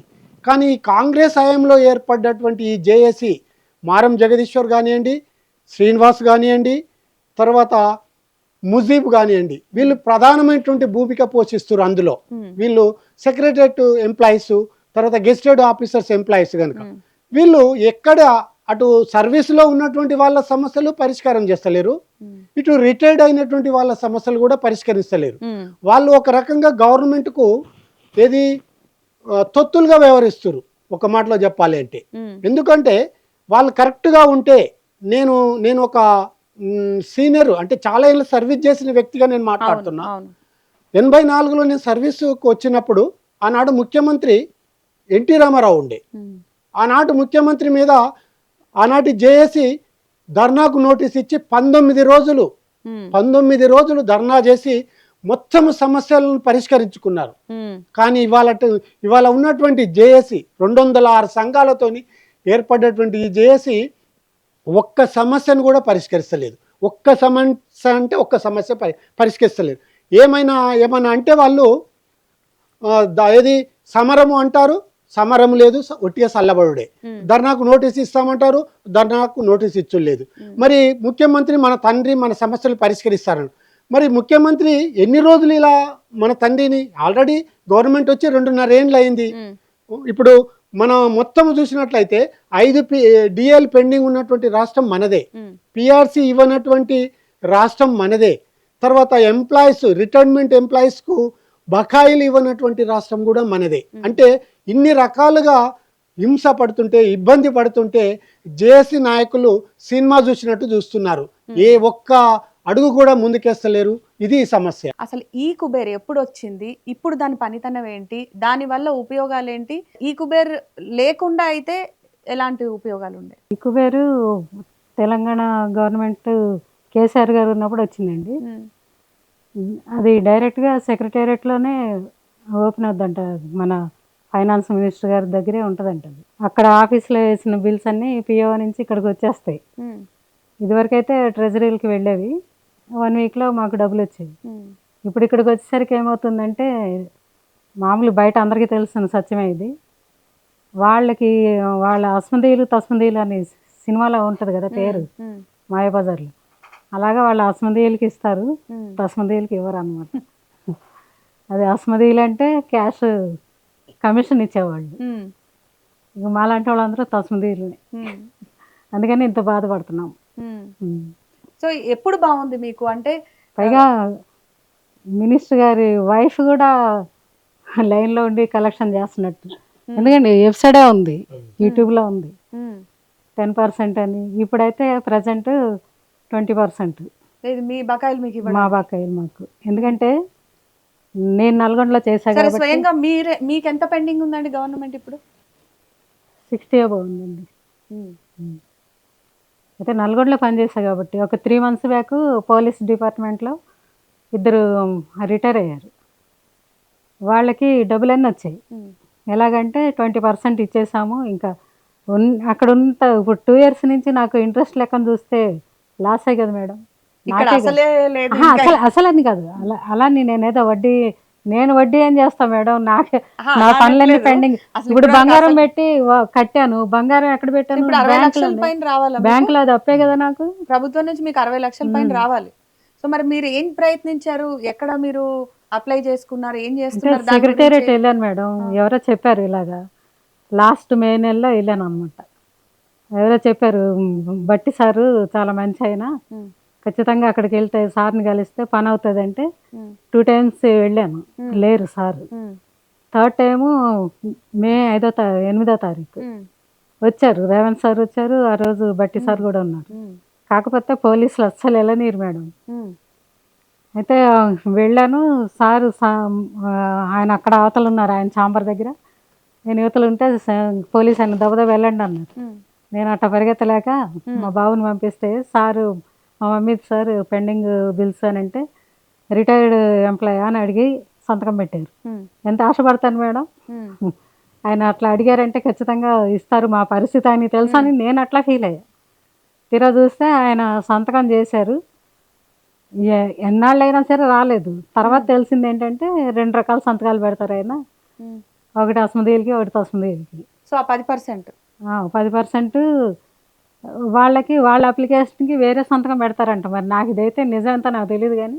సార్ ఇక్కడ జనరల్ గా మనం వింటూ ఉంటాం కదా, కమిషన్ల ప్రభుత్వం అని ఆరోపణలు వింటున్నాం, కానీ ఇక్కడ స్వయంగా స్వయంగా నేను అనుభవించారు, అందుకే ఎక్స్పీరియన్స్ చేశారు. ఎలా చూడాలి అసలు? అంటే 2 రకాల సంతకాలు, స్వయంగా రావాల్సిన న్యాయబద్ధమైనటువంటి రావాల్సిన బకాయిలే ఆవిడ అడుగుతున్నారు. 2 రకాల సంతకాలు ఏంటి? 10% గోల్ ఏంది? ఏంది కమిషన్ అసలు? అయితే దీనికి మూల రాయి ఎవరంటే ఇప్పుడు చీఫ్ సెక్రటరీ ఉన్న రామకృష్ణారావు. ఉమ్, రామకృష్ణారావు గతంలో ఫైనాన్స్ సెక్రటరీగా ఉండే. గత ప్రభుత్వాన్ని మొత్తం తప్పుతో పట్టించి ఆయన మధ్యలో ఒక 5 ఇయర్స్ అబ్స్కాండింగ్ ఐఏఎస్ ఆఫీసర్. అయితే ఆయనకు ఫోకల్ పోస్ట్ ఏమి ఇవ్వద్దు. ఉమ్, నేను అమెరికా పోయి ఎంబీఏ చదువుతాని గుంటూరు కలెక్టర్గా ఉన్నప్పుడు 4 సంవత్సరాలు లీవ్ తీసుకొని వెళ్ళిపోయి 2 ఏళ్ళు కంప్లీట్ చేసి తక్కిన 3 ఏళ్ళు 2 ప్రైవేట్ కంపెనీల పనిచేసి, నేను కేసు వేసిన కాబట్టి నేను ఒరిజినల్గా చెప్తున్నాను దానిపైన. ఉమ్, కంపెనీలలో పనిచేసిండు. అక్కడ ఎట్లా డబ్బులు దొబ్బాలి, ఎట్లా స్కామ్ చేయాలని ఫుల్ పర్ఫెక్ట్గా ట్రైనింగ్ అయ్యి వచ్చిండు. ఇక డైరెక్ట్ ఫైనాన్స్ సెక్రటరీ అయిపోయి వీళ్ళకి అన్ని ఒరిజినల్గా లోపల ఉన్న ఇన్పుట్స్ చెప్పకుండా బయటి ఇట్లా లాభాలు ఉంటాయని చెప్పి చూపించేసి మొత్తం మన కంట్రోల్ నడుస్తుందని ఆ రోజు ఆ ప్రభుత్వానికి చెప్పి అది ఈ కుబేర్ అనేది పట్టుకొచ్చింది. ఈ కుబేర్ అనేది ఏంటంటే వరుస ఉండదు, దానికి వాయు వరుస ఉండదు, ఉమ్, ఎట్లకెళ్ళన్నా పోవచ్చు. అచ్చా. ఎవరి పేరన్నా తీసుకోవచ్చు, మిందోంది కిందికి పోతుంది, కిందోంది మీదికి పోతుంది. మా కంప్లీట్ మినిస్టరు ఫైనాన్స్ సెక్రటరీ కలిసి కంట్రోల్ చేస్తారు, ఇది ఉమ్, కంట్రోల్ చేస్తారు. ఇవాళ ఇప్పుడు ఆర్టీఓ ఆఫీస్ కాడ బ్రోకర్లు ఎట్లుంటారు, అట్లా సెక్రటరియట్ బయట సారీ టు సే మీడియాలో ఎవరైనా పరిచయం ఉంటే సెక్రటరీలో పోయే మీడియా 2-3 ఉన్నారు ర్యాపో, ఉమ్, అక్కడ పోతే వాళ్ళు ఫైనాన్స్ సెక్రటరీ దగ్గర సెట్ చేసి ఇప్పిస్తారు. సందీప్ కుమార్ సుల్తానే దగ్గర అప్పుడు 15%కి 20% లోపు వాళ్ళు చేస్తారు. ఇంకా జర పై లెవెల్ ఉంటే అట్లా ఇంకా ఒకవేళ వీళ్ళ ఇంటి దాకా ఉంటే ఇది ఓపెన్ సీక్రెట్, ఇప్పుడు బహిరంగ రహస్యం అయిపోయింది. లాస్ట్ అసలు బయట ఏదైనా ప్రాబ్లం అయితే పోలీస్ స్టేషన్ కు ఎక్కడికి వెళ్ళి కంప్లైంట్ ఇవ్వాలనుకుంటారు. సెక్రటేరియట్ లోనే మంత్రులే కమిషన్ అడిగితే వీళ్ళు ఎక్కడికి వెళ్ళాలి? మంత్రులు కాదు, ఐఏఎస్ అవి- ఆఫీసర్లు. ఆ ఆఫీసర్లు ఆ, ఆయన సంతకం అంటే ఆయన సంతకంతో చెప్తున్నారు కదా, ఎందుకంటే నేను రామకృష్ణారావుది ఒక మంత్రి గారు ఒక విల్లా ప్రత్యక్ష ఇచ్చారు. సాక్షి అండి. అవును, విల్లా నంబర్ 42 గ్రీన్ విల్లాస్ అని, అందులో చీఫ్ సెక్రటరీకి ఒక గిఫ్ట్ ఇచ్చింది. నేను విత్ ప్రూఫ్ దాని ముందుకు పోయి ఆ, నా దగ్గర మనిషిని పంపాను చీఫ్ సెక్రటరీ, ఇది మాట్లాడద్దు, కూర్చొని సెటిల్మెంట్ చేసుకుందామని. నా ఆన్సర్ ఎట్లుంటుందో అందరికీ తెలుసు. అటువంటి ఆన్సర్ ఇచ్చిన, ఇక మాట్లాడాలి వాళ్ళు. అంటే వాళ్ళు బహిరంగంగా ఓపెన్గా ఇవి చేస్తుండ్రు. ఇంకోటి ఏంటంటే ఈ సబ్జెక్ట్లో, ఈ పర్టికులర్ సబ్జెక్ట్లో ఏంటంటే వీళ్ళు ఇప్పుడు అంతా సెంట్రలైజ్డ్ పాలిటిక్స్ నడుస్తుంది తెలంగాణలో. ఉమ్, వీళ్ళ పైసలు ఖచ్చితంగా ఇచ్చి తీరాలి. ఇలా పెన్ డౌన్ చేస్తే 24 అవర్స్లో డబ్బులు వస్తాయి. వీళ్ళు 24 అవర్స్లో నేను పిన్ చేసి పెట్టుకోండి. అన్ని డిపార్ట్మెంట్స్, ఆల్ జేఎస్సీలు మీరు ఛాలెంజ్ చేసి చెప్తున్నా, వాళ్ళు పెన్ డౌన్ గిన ఇస్తే నోటీస్ ఇచ్చి ఇమ్మీడియట్గా పెన్ డౌన్. అందరు ఇప్పుడు ఉద్యోగాలు రెడీగా ఉన్నారు, వాళ్ళు ధర్నాకైనా అంత దేనికైనా ready. ధైర్యం చేస్తారా? ఉద్యోగులు రెడీగా ఉన్నారు, ఉద్యోగ సంఘాలు ఉన్నారు. 1000% ఫ్రాడ్ అని ఎందుకన్నా ఫ్రాడ్. నేను పేర్లు చెప్పి ఫ్రాడ్ అంటే ఎందుకంటే వాళ్ళు నోరెందుకు తెరవారంటే, ఇప్పుడు ఏలూరు శ్రీనివాస అంటోడు ఉన్నాడు, ఆయన మీద ఖమ్మం పోలీస్ స్టేషన్లో ఎఫ్ఐఆర్ ఉన్నది. ఆయన పెన్ డౌన్ అని ఇస్తే జైలుకు పోతాడు. 66 ఎకరాలు మొన్న ఒక దగ్గర ఇక్కడ మైబాద్ ఏరియాలో పర్చేజింగ్ కూడా జరిగింది వాళ్ళ ల్యాండ్స్. ఇలా లీడర్ జీవజూర్ లెక్క అయిపోయారు. ఇంకొక ఆయనేమో ఏసీబీ కేసులు పైరవలు చేసుకుంటూ కూర్చుంటారు. కాబట్టి వీళ్ళు చేసిన స్కాములు మొత్తం బయటికి వస్తాయి కాబట్టి ఎవ్వరు ఏం నేనేమన్నా మాట్లాడు. వేరేవాళ్ళైతే మాది పాటికి పోయి పరువు నష్ట దావాను అదో ఇదో చేస్తారు. సరే, మీరు బాధితులుగా ఉన్నారు. మీకెంత పెండింగ్ ఉంది ప్రభుత్వం? ఎట్ ద సేమ్ టైం మీరు ఎన్ని రకాల స్కామ్లు చూసారు మీ ఎక్స్‌పీరియన్స్‌లో? నాకు మొత్తం అన్ని కలిపి ఒక 70 లక్షల పైన రావాలి. బా! హ్మ్. ఇంత అంటే కూల్‌గా ఉన్నారు సార్ మీరు. మరి చేసేదేం లేదు. ఇప్పుడు బక్క జడ్సన్ గారు స్టార్టింగ్ చేశారు దీన్ని. హ్మ్. కానీ ఇప్పుడు కొంచెము అసెంబ్లీలో కొందరు ఎమ్మెల్సీలు, హ్మ్. మా టీచర్ ఎమ్మెల్సీలు కూడా మీరు ముగ్గురు. ఎన్ని రకాల ప్రయత్నాలు చేశారు? ఏమేం చేసి అలసిపోయారు నేను చెప్పండి? కోర్టుకు కూడా పోయాను. ఆ! కోర్టులో కూడా కేసు వేశాను. ఆ! హైకోర్టు నుంచి వచ్చింది. విచిత్రం ఏందంటే హైకోర్టు జడ్జి శ్రీదేవి మేడం గారు కూడా నాకు పెన్షన్ వస్తలేదని ఆ! పిటిషన్ వేశారు. అంటే ఇది ప్రపంచ వింతల్లో ఏడో వింత. మరి జడ్జికి కూడా. జడ్జి పరిస్థితి అలా ఉంటే ఆ! మామూలు కామన్ పీపుల్ ఏం చేయాలి? ఎవరికి చెప్పుకోవాలి? అంటే మరి పరిపాలన అనేది ఒక గుడ్డి ప్రభుత్వం లెక్క ఉన్నది. ఎక్కడ ఏమి పట్టించుకుంటలేదు, ఏమి చూస్తలేదు. రోజు ఒక ప్రోగ్రామ్ చేస్తున్నారు. ప్రపంచ సుందరి మనల పోటీ అని పెడతాడు.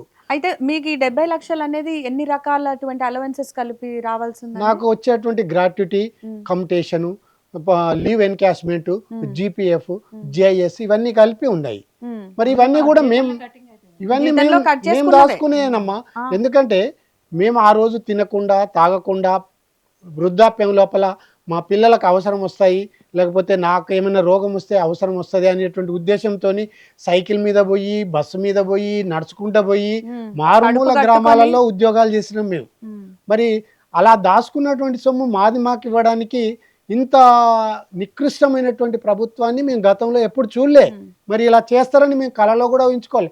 అలా కేసీఆర్ మీద మేమంతా కూడా తిరుగుబాటు చేసి ఆయనను పక్కకు పంపించి ఈయనను గెలిపించినాం. ఈయన వస్తే బాగా చేస్తాడు అని మేము ఆశించినాం. కానీ ఏమైంది అంటే తుంటెత్తేసి మొద్దెత్తుకున్నారు సామెత లెక్కుంది. ఎలా తయారైంది అంటే ఏమాత్రం రోజుకొక ప్రోగ్రాములు చేస్తున్నారు. మరి వీటన్నిటికి ఫండ్ ఎలా వస్తుంది? హ్మ్. వాటన్నిటికి వచ్చినప్పుడు మా దాచుకున్న సొమ్ము ఎక్కడ పోయింది? ఎవరు ఎత్తుకుపోయారు? మాకెందుకు ఇవ్వరు? మరి మాకు ఇవ్వవలసినటువంటి బాధ్యత ప్రభుత్వం మీద లేదా? పాలకులు మరి ఒక చట్టాల మీద కానీ, మరి ఒక న్యాయ వ్యవస్థ మీద కానీ, దేని మీద కూడా ఒక నమ్మకము, గౌరవము లేనటువంటి పాలకులు సో మీకు పరిపాలిస్తున్నారు. ఎన్ని రకాలుగా రావాలి 60 లక్షలు ఇప్పుడు అనేవి? సార్ చెప్పినాయండి అందరికీ అవన్నీ అవే ఉంటాయి. అందరికి అవే. ఉమ్. అయితే మీ ప్రొసీజర్ ఎక్కడ ఆగిందమ్మా? ఈ కుబేరే ఈ కుబేర్ దగ్గర ఆగిందా? ఆ, ఇందాక రిటైర్మెంట్ అన్నట్టు ముందే సంతకం దగ్గర ఆగిందా? సంతకం అని ఏమి ఆ ఉండదు మేడం. ప్రొసీజర్ ఇందాక అన్నారు కదా మీరు. ఇందాకంటే కమిషన్ దగ్గర అక్కడ ఆగిందా? ఉన్నాయి మీకు కాబట్టి రావాల్సిన డబ్బులు ఫైనాన్స్ లో ఆగినాయి కదా మేడం. ఉమ్. అందుకని ఫైనాన్స్ దగ్గరికి వెళ్ళాను. బట్టి సార్ని రిక్వెస్ట్ చేద్దాము, కొంచెం మా హస్బెండ్కి హెల్త్ బాగాలేదు అని చెప్పేసి 3 times వెళ్ళాను మేడం. ఉమ్. సెక్రటేరియట్ ఎక్కడ కూడా నాకు తెలీదా. ఇప్పుడు నేను ఏంటి నాంపల్లి రెస్పాన్స్ మరి ఉండేదాన్ని. ప్రభుత్వం నుంచి మీకు వచ్చినటువంటి రెస్పాన్స్ reply? ఏం లేదు, వాళ్ళు ఇచ్చేదాకా ఆగడమే. జేఏసీ ఉన్నదా మేడం, ఉమ్. జేఏసీ 1.5 అని వాళ్ళు ఇప్పుడు ఆఫీస్కి ఒక లీడర్ అంటూ ఉంటాడుగా మాకు ఉమ్. లోకల్ మీరు జేఏసీని కలిసారా? జేఏసీ. ఇంకా వాళ్ళు కలిసేది ఏముండదు మేడం, కలవరాళ్ళు. ఆహా, మీరు అసలు మీ ప్రాబ్లం చెప్పారా? కలిసేది అక్కడికి వెళ్ళి మీ ఏముండదు. సమస్యలు ఎందుకంటే చెప్పారా? ఇది ఒకటే కాదు. ఎందుకు ఇంత గట్టిగా చెప్తున్నానంటే వైఎస్ ఉన్నప్పుడు మాకు 170 గజాలు ఇంటి జాగా ఇచ్చాడు గచ్చిబౌలిలో, ఉమ్. గోపన్నపల్లి తండా. అది ఇప్పటికి ఈ రోజుకి 33 సంవత్సరాలు అయింది. ఇప్పటికి మా చేతిలో పడలేదు. ఉమ్. శ్రీనివాసరెడ్డి మినిస్టర్ అయిపోయాడు కూడా. అందులో లీడర్ ఆయన ఒకప్పుడు. ఉమ్. ఆయన మినిస్టర్ అయ్యాడు మహబూబ్ నగర్. ఉమ్. అట్లా వాళ్ళు పెద్దవాళ్ళు అవుతున్నారు తప్ప జేఏసీ వల్ల ఏం లేదు. ఇప్పుడు ప్రజెంట్ సిచ్యువేషన్లో 1.5 ఎవరిని అడిగి ఓకే చేశారు? మా లీడర్స్ కదా వాళ్ళు. మా లీడర్ అన్నప్పుడు కనీసం మా లీడర్లో ఆఫీస్లో ఒకడు ఉంటాడు కదా, ఎవరో ఒకళ్ళు, వాళ్ళని కూర్చోబెట్టి అడిగారా? ఉమ్. ఎవరు లేదు. వాళ్ళు మేము సంతకం పెట్టాం, మీరు కట్టాల్సిందే. ఉమ్. అది పద్ధతి వాళ్ళది. ఈ రిటైర్డ్ ఉద్యోగులకు సంబంధించి ఇప్పుడు ఈ జేఏసీలు ఉన్నప్పటికీ, వీళ్ళే స్వయంగా ప్రయత్నించినప్పటికీ ఎదురు దెబ్బే తగులుతున్నటువంటి పరిస్థితి. అండ్ మన కళ్ళ ముందు ఇప్పుడు మనతో పాటు ఇద్దరు ఉన్నారు కాబట్టి ఈ సమస్యలే మనకు తెలుస్తున్నాయి. ఇలా తెలియని సమస్యలు మీకు బేసిక్గా ఒక లెక్క పత్రం అంటూ మీ దగ్గర ఉంటుంది కదా, ఎన్ని వేల మంది ఎంత సఫర్ అవుతున్నట్టు? ఇయాల్టికి మొన్న డిసెంబర్ వరకు 20,500 ఉండే. పోయిన నెల ఫిబ్రవరి నెల కలిపి ఇప్పుడు 22,000 మంది అయినారు. ఉమ్. ఇప్పుడు మేడం గారు ఒకటి హౌసింగ్ సొసైటీ చెప్పింది కదా, అవును. వీళ్ళ జేఏసీ ఉద్యమం ఎట్లుంటుంది చెప్తా. ఉమ్. అయితే ఇట్లా నాకు ఇష్యూ తెలిసిన తర్వాత వీళ్ళ హౌసింగ్ సొసైటీ ఉద్యమం పెద్ద ఉద్యమం నడుస్తుంది, మొత్తం ఉద్యోగులంతా ఆడ ఉన్నారు అని ఆ లొకేషన్ పట్టుకొని నిలబడుకుంటూ పోయిన. పోతే మనుషులు కనబడని ఏరియాల కేవలం ఒక 2 కుక్కలు మాత్రం ప్రేక్షకులుగా చూస్తారు వీళ్ళ ధర్నాను. 100 రోజులకే దీక్ష చేస్తున్నారు. ఏది గోపన్నపల్లి అడవిలా 200 డేస్ 200 డేస్ అయిందా, 200 డేస్కి వెళ్ళి దీక్ష చేస్తుండ్రు. ఇలా వీళ్ళందరూ మెంబర్స్ పైసలు కట్టిండ్రు. ఇది కామెడీగా నవ్వుకోవాల్సినటువంటి దురదృష్టమైనటువంటి పరిస్థితుల్లో నేను పోయి మనం వీడియో ఉన్నాం. అందులో చేసిన 72 ఏళ్ళ వయసు ఉన్న వాళ్ళు కూడా ఉన్నారు. ఫోన్తో ఇంకా బా, మాకు బా. ప్లాట్ వస్తుంది పైసలు కట్టిండ్రు వీళ్ళంతా. ఉమ్. 6 రోజులల్లా 2 లక్షలు కట్టిండ్రు కదా మీరు. 6 రోజులల్లా ప్లాట్ కొనుక్కుంటే 2 ప్లాట్లు వచ్చు 2 లక్షలకు. అవును. ఏది ఒక 2004-2005లా మీకు 2 ప్లాట్లు వచ్చు 2 లక్షలకు. 4 ఎకరాల భూమి వచ్చి 50,000 ఇప్పుడు ఎకరం. వీళ్ళు కష్టపడ్డ సొమ్ము ఇంకా వీళ్ళకి రాలేదు, ఇంకా ప్లాట్ల దాకా కూడా ఆహా, అవి కూడా వెళ్ళే వీళ్ళ పైసలే. అదే, నేను అదే. చెప్తున్నా. దానికి కూడా అవును. లీడర్స్ ఆ వీళ్ళే. 4 సార్ లీడర్షిప్ చెప్పారు ఎట్లుందో కదా. చెప్పు. నేను మారం పోతే జగదీష్. బాగా ఇన్సెక్యూర్ ఫీల్ అయినరు వాళ్ళు. ఉమ్. వాళ్ళ పోకముందే వాళ్ళకి నన్ను మాట్లాడిచ్చిండ్రు. ఇక పోయినారు అంటే నేను చెప్తున్నా యూనియన్ లీడర్స్ ఎట్లా మోసం చేస్తుంది వీళ్ళని, ఎట్లా అంటే కేవలం వాళ్ళకు కుటుంబ లాభం కోసం ఉమ్. ఎదిటోళ్ళు ఈ 1000 మంది ఏమన్నా అయిపోయి దాదాపు 15 లక్షల మంది ప్రభుత్వ ఉద్యోగులు ఉంటారు. 5.5 వీళ్ళు లక్షల సమస్యలు విన్నవించుకోవడానికి భద్రత కోసం ఒక యూనియన్ అంటూ పెట్టుకుంటే వాళ్ళే మళ్ళీ అందులో కక్కుర్తి పడుతుంటే ఎవరికి చెప్పుకోవాలి ఇంకా? దారుణం. నేను ఇంకోటి ఒక చెప్తా. ఇవాళ పోలీస్ అంటే వీళ్ళ ఇష్యూలు ఎవరు మాట్లాడగా మా ఫాదర్ స్టేట్ గవర్నమెంట్ పోలీసులో పనిచేసింది కాబట్టి పోలీస్ పిల్లల కోసం అని ఒక స్కూల్ కట్టిండ్రు. స్కూల్ ఏడ కట్టిండ్రు? Police constable నార్సింగ్లో కట్టిండ్రు. ఇక్కడికి వెళ్ళి వీళ్ళు బస్ వేసుకొని ఎక్కడికి పోవాలి? నార్సింగ్కి పోవాలి. నార్సింగ్కి పోనీకి రానికి నెలకు 15,000 అవుతాయి. ఉమ్. 10,000 బస్ వేస్తే. ఎందుకంటే దాదాపు 30-35 కిలోమీటర్లు అప్ అండ్ డౌన్. అదేందా ఇక్కడ అంబర్పేటలో జాగ ఉన్నది, యూసుఫ్గూడలో పోలీస్ జాగ ఉన్నది. అక్కడ కట్టొచ్చు కదా, ఒక సపరేట్ సూపర్ స్పెషాలిటీ హాస్పిటల్ వాళ్ళు పెట్టొచ్చు కదా. ఇవాళ అసలు ఉద్యోగుల గురించి కానీ, వీళ్ళకున్న హక్కుల గురించి కానీ, వీళ్ళకి ఆరోగ్యం గురించి కానీ, ఈడ వీళ్ళ వీళ్ళ వీళ్ళ మా బాధ్యత మేము చూసుకుంటాము, వీళ్ళు మమ్మల్ని నమ్మి వీళ్ళు బయటకు వచ్చిండ్రు అనే ఆలోచన ఈరోజు పాలకులు చేసే పరిస్థితి లేదు. ఇంతకుముందు సార్ చెప్పినట్టుగా ఒక 30 years back 1 week pen down చేసిందని కదా, ఆ రోజు జేఏసీ లేదు. ఉమ్. ఎన్జిఓ లీడర్లు స్వామినాథన్, ఉమ్. ఉమ్. నేను ఎప్పుడు చెప్తా, స్వామినాథన్ పిలిపిస్తే గవర్నమెంట్ స్వామి గౌడ్ కాదు, స్వామినాథన్ గౌడ్ ఎక్కడ? స్వామినాథన్ వీళ్ళ కూడా దొంగలు వీళ్ళెక్కడ? స్వామినాథన్ వీళ్ళు లేరు, వీళ్ళుంటే అప్పుడే అమ్ముదురు. వాళ్ళు ఆయన పిలిపిస్తే అసలు మొత్తం స్తంభించిపోయింది. ఉమ్. ఎన్జిఓ పిలిపిస్తే శీర్షిక పతాక ఆవిష్కార ఇట్లుండేది, మొత్తం ఫ్రంట్ పేజ్ లైన్ అంత గట్టి లీడర్ ఎందుకు లేరంటారు ఇప్పుడు మనకి? మొత్తం ఫుల్. వీళ్ళు ఎట్లా దిగుతారు అసలు? వీళ్ళ బౌన్సర్లు అప్పుడు వాళ్ళ స్కూటర్ల మీద వచ్చేది. ఆ. వీళ్ళు బౌన్స్ వీళ్ళకి అది ఒక ఇప్పుడు దాన్ని ఏమంటారు క్యాబినెట్ ర్యాంక్. మీరు ఎన్ని రకాల ఉద్యమాలు చూసారు మీ సర్వీస్లో? చాలా రకాలై చూసాము. అంటే మనము ఇప్పుడు ప్రత్యేక తెలంగాణ కోసం కూడా ఎన్నో ఉద్యమాలు అవును. చేసాము. 47 రోజులు సమ్మె చేసాము. ఉద్యోగులే కీలక పాత్ర. ఉద్యోగులే. ఇప్పుడు అంటే చాలా సందర్భం రామారావు పీరియడ్లో 19 రోజులు చేసాము. ఉమ్. తర్వాత ప్రత్యేక తెలంగాణ సమయం లోపల 47 రోజులు చేస్తేనే ప్రత్యేక తెలంగాణ వచ్చింది. ఉమ్. ఉమ్. మరి సకల జనుల సమ్మె. అవును. మరి ఇలాంటి ఉద్యమాలు చాలా చేశాము. అయితే ఎప్పుడు కూడా గతంలో ఒక ముఖ్యమంత్రి కానీ మంత్రివర్గం కానీ నాయకులను పిలిచి సమస్యలు ఏంటివి అని ఒక మంచి వాతావరణం లోపల చర్చలు జరిపి పరిష్కరించేటువంటి వాళ్ళు. ఉమ్. కానీ ఇక్కడ ఇప్పుడు డిఫరెంట్గా ఉంది. ఈ మన ప్రత్యేక తెలంగాణ ఏర్పడ్డప్పటి నుంచి కూడా అసలు నాయకులను పిలువరు, చర్చలు జరపరు, సమస్యలు పరిష్కారం చేయరు. అసలు ఈ రిటైర్డ్ ఉద్యోగులు అందరితో కలిపి ప్రభుత్వం ఇప్పటి వరకు మీటింగ్ పెట్టిన సందర్భం అటువంటి చరిత్ర ఉందా? ఉన్నది. రేవంత్ రెడ్డి గారు పెట్టారు, ఉమ్. చేస్తానన్నాడు, కానీ ఏం చేయాలి? ఉమ్. చెప్పి చేయకపోతే ఇక అంతకంటే పెద్ద మోసం ఏముంటుంది? ఉమ్. మీరు అటెండ్ అయ్యారమ్మా మీటింగ్ కి? లేదు, ఓన్లీ నాయకులు మాత్రమే నాయకులు మాత్రమే పోతారు. ఓకే. ఉమ్. అంటే అలాంటి చెప్పి చేస్తలేడు. రేవంత్ రెడ్డి చాలా వాగ్దానాలు చేశాడు.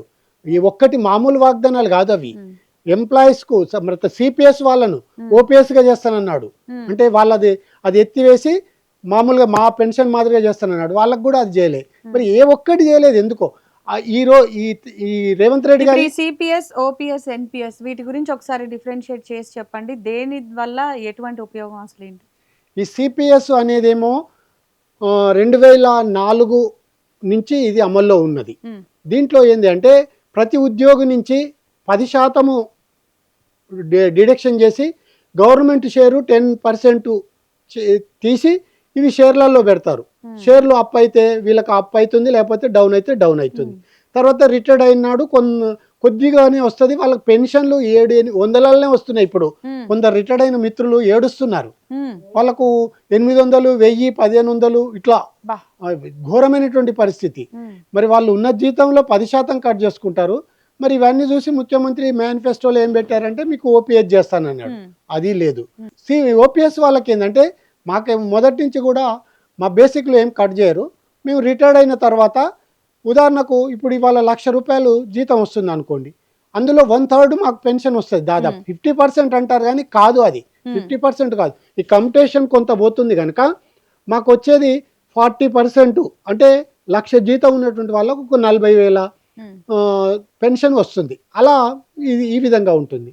ఇది 2 పద్ధతులు ఉన్నాయి. మరి ఈ రెండిట్లలో కూడా ఓపీఎస్ బెటర్ అని అన్ని ఉద్యోగ సంఘాలు దీన్నే బలపరుస్తున్నాయి. మరి సెంట్రల్ చేసింది ఇది సిపిఎస్ సిస్టాన్ని. సెంట్రల్ చేసిన తర్వాత స్టేట్లన్నీ కూడా ఆప్షన్ అడిగి వీళ్ళు కూడా అందులోకి పోయారు. మరి ఇప్పుడు సిపిఎస్ వాళ్ళకి చాలా కష్టం ఉంది. మరి వాళ్ళందరినీ కూడా ఓపీఎస్ చేయవలసినటువంటి బాధ్యత గవర్నమెంట్ మీద ఉంది. ఎందుకంటే మేనిఫెస్టోలో పెట్టి ఈనాటి వరకు కూడా ఏం తప్పుడు చేస్తలేదు కనుక మరి ఇలా రిటైర్మెంట్ వాళ్ళకు కూడా బెనిఫిట్ ఇవ్వట్లేదు వాళ్ళకి రావాల్సినటువంటి. అంటే ఇప్పుడు ఇప్పటిదాకా మన జడ్సన్ అన్నగారు చెప్పినట్లు ఇంత 20,500 డిసెంబర్ వరకు మనకు అసెంబ్లీలో బట్టి విక్రమార్క గారు చెప్పారు. తర్వాత ఈ 2 నెలల్లో 2,000 మంది రిటైర్డ్ అయ్యారు, దాదాపు 23,000 మంది.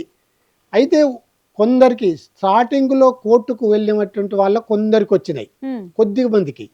తర్వాత పైరోవల్ చేసుకున్నటువంటి వాళ్లకు వస్తున్నాయి. అయితే ఇక్కడ మా డిమాండ్ ఏంటి అంటే ఈ ఇంతమంది డిస్ప్లే చేయండి, మీరు ఎంతమంది రిటైర్డ్ అంటే ఎవరికి అమౌంట్ వస్తుంది, మీరు ఇచ్చే పద్ధతి ఈ కుబేర్లో ఎవరికి ఇస్తారో తెలుస్తలేదు, అది బయటికి రానిస్తలేరు.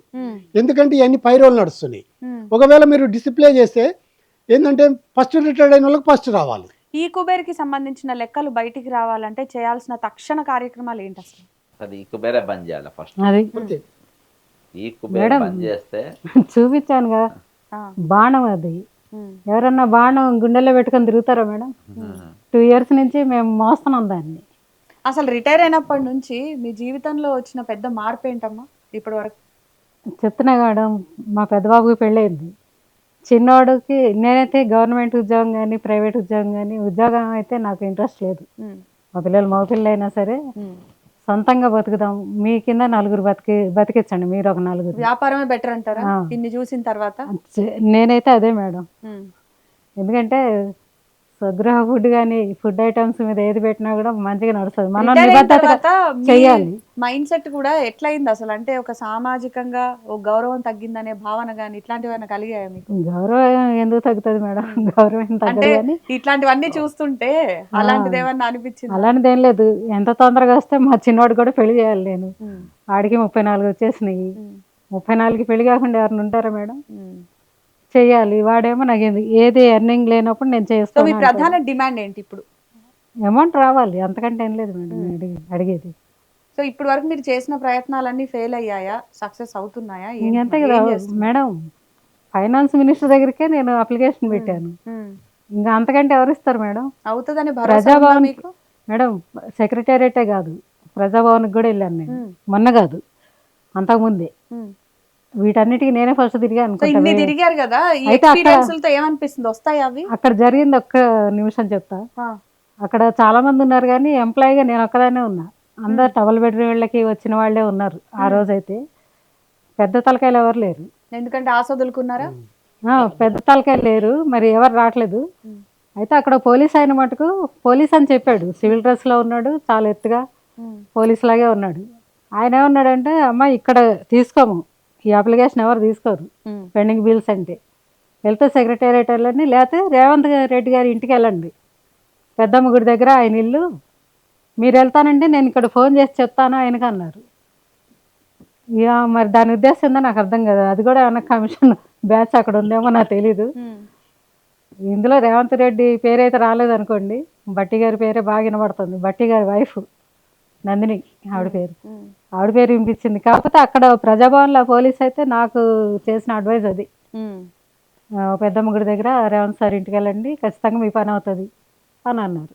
సో ప్రభుత్వానికి సేవ చేసినటువంటి ఒక ఉద్యోగికి రిటైర్ అయిన తర్వాత కల్పించేటువంటి భద్రత ఇది ప్రభుత్వం చేస్తున్నటువంటి ఉపకారమా లేదంటే వాళ్ళ హక్కా అసలు? ఇది దోపిడే, ఉపకారం లేదు ఇందులో, వాళ్ళ హక్కు కాపాడతలేదు. వాళ్ళకి హక్కుగా రావాల్సినటువంటివి. అంతే. ఇప్పుడు మేడం గారు చెప్తుండ్రు, మేడం గారిది ఏందనంటే ఆమె అడిషన్ ఉమ్, సంపాదన ఒక మ్మ్. ఇంటికి. అవును. భార్య భర్తలు పని చేస్తే మ్మ్. ఒకటి ఎక్స్ట్రా పోతే కుటుంబ అవును. లాభం ఉంటుంది. కానీ ఇందులో గౌరవము తప్పిన వాళ్ళు చాలామంది ఉన్నారు. ఫర్ ఎగ్జాంపుల్ నేను చెప్తా, ఇప్పుడు ఒక రిటైర్డ్ సిఐ గారు ఉన్నారు, వాళ్ళ కూతురు పెళ్లి చేశారు. రిటైర్మెంట్ కాగానే నా డబ్బులు నేను నా రిటైర్మెంట్ అయినాక ఆ డబ్బులు కట్టిన పైసలు రిటైర్మెంట్ తర్వాత ఇస్తాను ఒప్పుకున్నారు. ఉమ్, అట్లా ఒప్పుకున్న వాళ్ళు చాలామంది ఉన్నారు. ఇవాళ రిటైర్డ్ అయిన తర్వాత డబ్బులు రాలే, వాళ్ళ పైసలు ఇవ్వలే. అట్లా గుండాకి చచ్చిపోయిన వాళ్ళు చాలామంది ఆ ఉన్నారు. అమ్మాయి ఇంటికి ఆ వెళ్ళి పోలీస్ ఆయన కూతురు చనిపోయింది 3 monthsకి. ఉమ్. కట్నం ఇవ్వలేదని కట్నం హరాస్మెంట్ గుండాకి చచ్చిపోయిన చనిపోతే కూతురు దీనికి ఎవరు బాధ్యత? కూతురు ప్రభుత్వమే. చనిపోయింది, ఆయన చనిపోయాడు. అట్లా. ఎవరు చంపేసి ఆయన నంబర్ 10. ఆ, ఇప్పుడు రిటైర్డ్ ఉద్యోగులకు సంబంధించి ఉన్నటువంటి పథకాలు ఏంటి, ఎన్ని రకాలుగా ఉన్నాయి, మీరు ఎంతవరకు ఇప్పటి వరకు లబ్ధి పొందారు? పథకాలు ఏమున్నాయమ్మా? గవర్నమెంట్ ఉద్యోగస్తులకు పథకాలు ఏముండవు, ఏముండదు. ఏముండవు. ఈహెచ్ఎస్ అంటే ఒకటి, నేను అనేది మెడికల్ స్కీమ్స్ అదే కానివ్వండి. చెప్తున్నా కదా, ఈహెచ్ఎస్ ఒకటి ఉండే, ఆ. అది కూడా చెప్పాను కదా ఇప్పటిదాకా. ఏముంది, అదొక 2 లక్షలు పెద్ద రోగాలకు, మామూలు వాటికి అయితే 10,000 20,000, అంతకు మించి వచ్చేది ఏం లేదు. ఇవన్నీ మా జీతంలో పోగు చేసుకున్న డబ్బులే. ఆ దొరను మేము ఎక్కడి నుంచో తెచ్చి అప్పులు తెచ్చి ఇవ్వమంటలే, మాకే ఇవ్వమంటున్నాము. ఇంకా ఉల్టా దానికి ఉల్టా ఆయన అంటున్నాడు, ఏ పథకం ఆపి మీ డబ్బులు ఇవ్వను నేను అంటున్నాడు. ఆ, ఒక రకంగా మాకు పథకాలకి సంబంధం ఏముంది? ఆయన పార్టీ పరంగా 1,00,000 ఇస్తాడు పథకాలు. ఇది కమిటెడ్ ఎక్స్పెండిచర్ కదా. సో ఈ దీనికి committed దాన్ని expenditure ఏదైతుందో ఇవన్నీ కానివ్వండి, మిగతా సంక్షేమ పథకాలు ఏం ఆపాలని ఆయన ఏదైతే గవర్నమెంట్ ప్రశ్నిస్తుందో, ఇప్పుడు మరి గాంధీ విగ్రహం పెట్టడం, దానికి సంబంధించి నిధులు ఎక్కడి నుంచి వస్తున్నాయి అనుకోవాలి? ఇవన్నీ ఇప్పుడు ఏది పోయినా కమిటెడ్ ఎక్స్పెండిచర్కి వెళ్ళే డైవర్షన్ అవుతుంది. ఇప్పుడు నేను 20,500 మంది రిటైర్డ్ అయినారు కదా, 20,500 మందికి ఈరోజు 50% పెన్షన్, 35% ఆ ఇస్తున్నారు. విగ్రహం పెడితే అసలు గాంధీ గారు నిజంగా సంతోషిస్తారా? ఇంతమందిని బాధ పెడుతూ ఆ విగ్రహం పెట్టడం? గాంధీజీ ఇవాళ ఒక ట్వీట్ పెట్టిండ్రు కేరళ సీఎం, ఇండ్లు కూలగొట్ట దానిపైన, వేరే మన ఖమ్మం దానిపైన ఇచ్చిండు. సేమ్ ఇక్కడ కూడా మహాత్మా గాంధీ మనమడు తుషార్ గాంధీ ఇచ్చిండు అవును. 450 ఇండ్లు. నేను లాస్ట్ ఇయరే అందులోకి వాళ్ళకి హెచ్చరించిన, మూసి బాధితులకు మీ ఇల్లు కూడా కొట్టబోతుందని ముందే అలర్ట్ చేసిన వాళ్ళని, కానీ వాళ్ళు ఇన్ని అలర్ట్ కాలేదు. చేస్తే ఆయన ఆత్మ శాంతిస్తుంది అసలు. ఆహా, వద్దన్నాడు కదా ఆయన. అదే. ఒకవేళ గాంధీ బతుకుంటే నో అనేటోడు అని అన్నాడు. ఇప్పుడు మనము ఇన్ని పెన్షన్లు ఇన్ని సబ్జెక్ట్ మాట్లాడినాం కదా, ఇంకొక పెన్షన్ మర్చిపోయినా మనం. RTC corporations, RTC civil supplies corporation, ఇవన్నీ కూడా ఈపీఎస్ 95 కిందికి వస్తుంది. ఇప్పుడు సార్ అన్నట్టు ఇప్పుడు 2004 తీసుకుంటూ చూసిన 1000 రూపాయల, మీ నమ్మరు. ఇవాళ వీళ్ళ న్యాక్ అని ఒకటి ఉన్నది, అంటే నేషనల్ అగ్రిగేషన్ కమిటీ అని ఒకటి వేసి వాళ్ళు ఒక ఉద్యమం చేస్తున్నారు. వాళ్ళు ఒక హైదరాబాద్లో ఉన్న 6 ఏవి పిఎఫ్ ఆఫీసులలో కలిపి 12,50,000 మంది నమోదయ్యి ఉన్నారు. వాళ్ళకు వచ్చే పెన్షన్ ఏంటంటే, ఈరోజు రాష్ట్ర అధ్యక్షురాలు ఉంటుంది, ఆమె పేరేం పేరు, ఆమెకు 600 రూపాయలు వస్తుంది, ఇంకొకళ్ళు 1000 రూపాయలు వస్తాయి. వాళ్ళ పెన్షన్ కూడా నేను పిలిచిన సివిల్ సప్లైస్. దేనికి సరిపోతాయి అసలు? అయితే నేను అడిగిన, ఈ 600 రూపాయలు 1000 రూపాయలు ఎట్లా ఖర్చు పెట్టాలనో మీకు ఇచ్చేటోళ్ళని అడగని చెప్పిన, ఎట్లకెళ్ళి మొదలు పెట్టాలనో. మీకు ఒకవేళ తక్కువ రేట్ వస్తాయని ఓల్డ్ సిటీకి క్యాబ్లో పోయి వస్తే అయిపోతుంది. క్యాబ్కు ఓల్డ్ సిటీకి పోయి అందులో ఏమైనా కొనుక్కొని వస్తే క్యాబ్ ఖర్చు కూడా సరిపోవు. ఆ పైసలతో ఎట్లా బతుకుతుండ్రు వీళ్ళు, ఎట్లా అవుతుండ్రు? కూలీకి 1000 రూపాయలు మేడం. ఎన్ని వేల కోట్ల బకాయిలు ప్రభుత్వం చెల్లించాలి రిటైర్డ్ ఉద్యోగులకు? వీళ్ళ ఇప్పుడు అంటే రోజులో పెరుగుతూ ఉంటాయి కదా. ఇప్పుడు లాస్ట్ ఇయర్కు జనవరి వరకు అయితే 8,000 కోట్లు అయితే మొత్తం కంప్లీట్ అయిపోయేది. ఇప్పుడు ఒక 10, అదే పీనట్. ఇవాళ మీకు నవంబర్ నెలలో ఎక్సైజ్ పాటలు పాడిండ్రు, ఎక్సైజ్ కొత్త వైన్స్కు పిలుస్తే 40,000 కోట్లు వచ్చినాయి. 40,000 కోట్లు వస్తే అందులో మీకు 10,000 వీళ్ళకి ఇస్తే అయిపోయేది. ఈరోజు మీకు రచ్చ ఉండేది కాదు. ఎందుకని రిటైర్డ్ ఉద్యోగుల పట్ల పక్షపాత ధోరణి, అంటే ఒక చిన్న చూపు ఎందుకు చూస్తుంది ప్రభుత్వం? అయితే దీని మీద కొంచెం నేను రీసెర్చ్ చేసి వస్తా, రౌండ్ టేబుల్ కూడా పెట్టిన. ఇందులో ఏందనంటే ఇది కమిటెడ్ ఎక్స్పెండిచర్ అని అంటే ఇంత ధైర్యం దీని మీద ఆపోజిషన్స్ మాట్లాడతలేవు, ఎవరు మాట్లాడరు, దానికి అన్నిటికీ పెట్టుబడులు పెడుతుండ్రు. ఉమ్, కాగ్ రిపోర్ట్ బయటకు వచ్చినా కానీ దాని మీద ఎవరు మాట్లాడతారు, గవర్నర్ గారు నోరు తెరుస్తలేరు. ఉమ్, ఏందన్నే కొంచెం దీన్ని కొంచెం లోపడి పోయి చూసిన తర్వాత అందులో తెలిసిందేనంటే ఉద్యోగ ఖాళీలు నింపుతలేరు, ఉమ్, ఇదంతా అండరెస్ట్ కిందకి తీసుకొచ్చే ప్రయత్నం చేస్తాం. ఉమ్, కాబట్టి ఇది జనాన్ని ఎక్కడనో ఎవరి డైరెక్షన్లో ఇక్కడ ఉద్యోగులు నిరుద్యోగులను ఇద్దరిని కూడా నిన్న ముఖ్యమంత్రి గారు ఒక స్టేట్మెంట్ ఇచ్చారు, మీరు చూసినరా లేదా? ఉమ్, చాలా ఇంట్రెస్టింగ్ స్టేట్మెంట్. నిజంగా మనిషిగా పుట్టి మనము అరే ఏ సమాజంలో ఉన్నాము, మన ఏ సొసైటీ ఉన్నాము, ఒక రాష్ట్ర ముఖ్యమంత్రి ఇటువంటి స్టేట్మెంట్ ఇవ్వచ్చునా అని చెప్పి ఆలోచించే పరిస్థితికి ఆయన చాలా రకాల స్టేట్మెంట్లు ఇస్తూ ఉన్నారు కదా. నేను శాడిస్ట్ అని చెప్పి ఇచ్చిండు. నేను శాడిస్ట్ను, నాకు ఇందులో చాలా సంతోషం ఉంటుంది అని చెప్పి ఇచ్చిండ్రు. నేను అది తిడుతుంటే సాడిస్టిక్ ప్లెజర్ శాడిస్టిక్ ప్లెజర్ వస్తుంది నాకు అని చెప్పి ఇచ్చింది. పోయింది నాకు శాడిస్టిక్ ప్లెజర్ వస్తుంది అని చెప్పి ఇచ్చిండు. నిజంగా ఇట్లా అనేటోళ్ళు కూడా ఉన్నారా అని అనుకుంటారు. ఉమ్, వాంటెడ్లీ అంటే ఏం లేదు, ఇది వాంటెడ్లీ, ఉమ్, వేరే ఏం లేదు. మీకు మంచి ఇప్పుడు అక్కడ 450 మధు పార్క్ కాడ 450 ఇండ్లయి ఒక 3 బ్లాకులు ఉంటాయి. పక్కన బోలెడు జాగ ఉంది.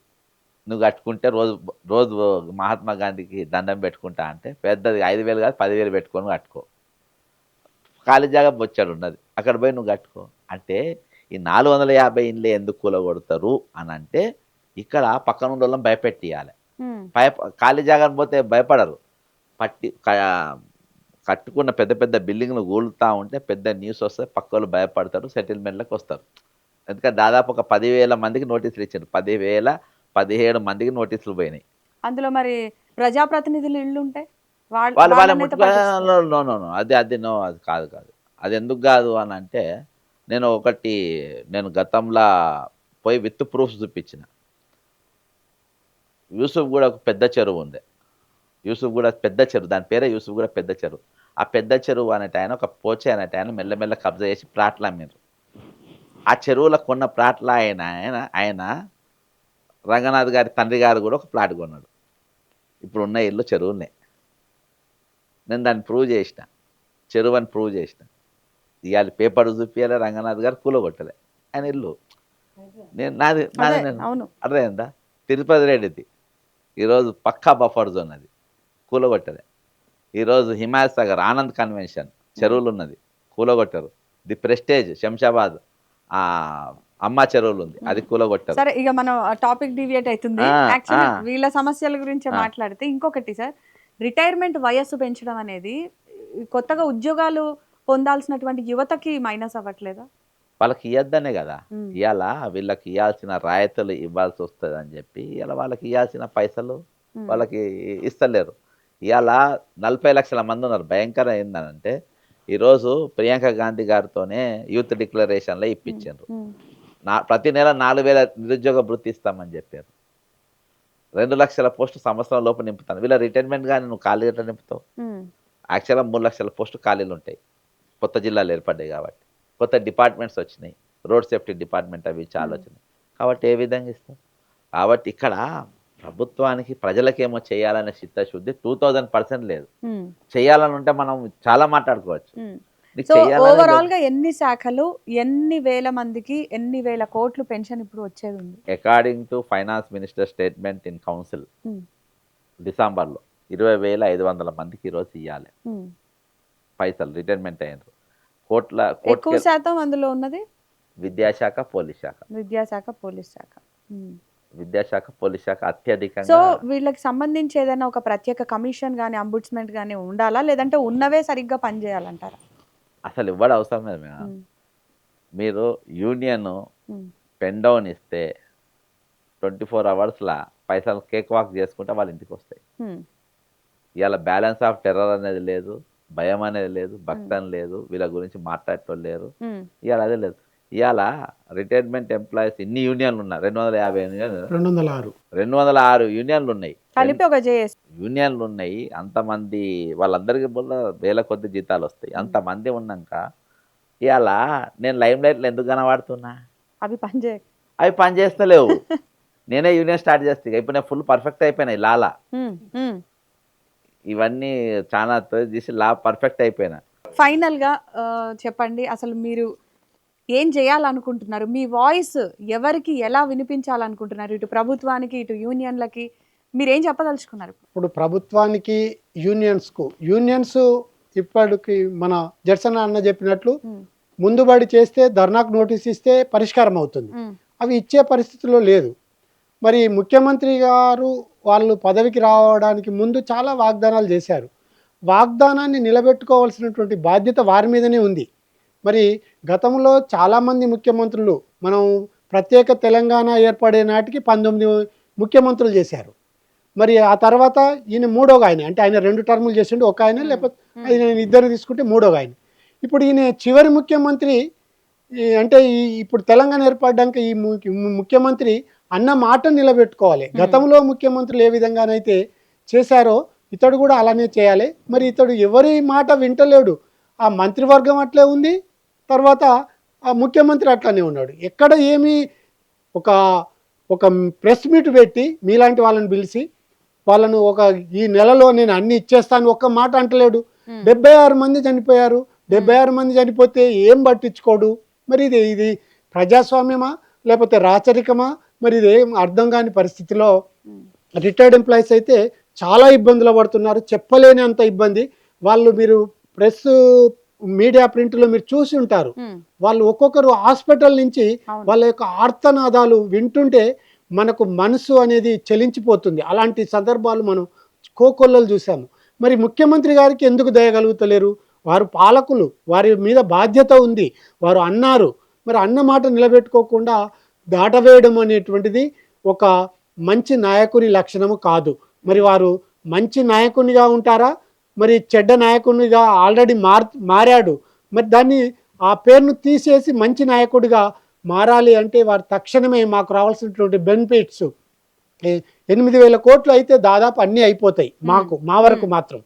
ఇవన్నీ ఇస్తే ఈ 20,000 మంది, ఈ 22,000 మంది ప్రశాంతంగా గడుపుతారు. వాస్తవంగా 62 ఏండ్లు 63 ఏండ్ల వయసు ఉన్నటువంటి వాళ్ళు వీళ్ళంతా కూడా షుగర్లు, బీపీ, రకరకాలైనటువంటి జబ్బులతో బాధపడుతున్నారు. ఇప్పుడు వాళ్ళు వాస్తవంగా ప్రశాంతంగా ఇళ్లలో ఉండాలి. ఏది మనోళ్ళను మనవరాలను ఎత్తుకొని వాళ్ళతో ఆడుకుంటా. కానీ ఆగస్టు నుంచి రోజు నెలలో 2-3 ప్రోగ్రాములు చేసుకుంటా రోడ్లలో, పోలీస్ స్టేషన్లలో. ఇలా నిన్న కూడా ఇందిరా పార్క్ దగ్గర ధర్నా చేశారు. మరి ఇలా చేయడం వల్ల ఏమి వారికి అంటే చెడు పేరు తప్ప మంచి పేరు అయితే వారికి రావట్లేదు. ప్రశాంతంగా జీవనం సాగిద్దాం అనుకుంటున్నాం. మీకు ఈ రకమైనటువంటి ఒత్తిడి వచ్చింది కాబట్టి ఫైనల్గా మీ వాయిస్ ఏంటమ్మా? ఏం చెప్దాం అనుకుంటున్నారు మీరు ప్రభుత్వానికి కానీ, సార్ చెప్పినట్టు ఉద్యోగ సంఘాలకు కానీ, రిటైర్డ్ ఉద్యోగులకు సంబంధించి మీకున్నటువంటి యూనియన్కి కానీ మీరేం విన్నవించాలని అనుకుంటున్నారు మన వేదికగా? వాళ్ళు హోప్లెస్ అండి నా దృష్టిలో. ఎందుకంటే ఒక 4-5 ఇయర్స్ బ్యాక్ బాగలింగంపల్లిలో సుందరయ్య కళాక్షేత్రంలో పెట్టారు ఈ గచ్చిబౌలి ల్యాండ్స్ గురించి. అప్పుడు మారం జగదీష్ ఉన్నాడు. ఆయన ఏమన్నాడంటే ఇంకా 30 ఏళ్ళు పోరాడతానన్నాడు.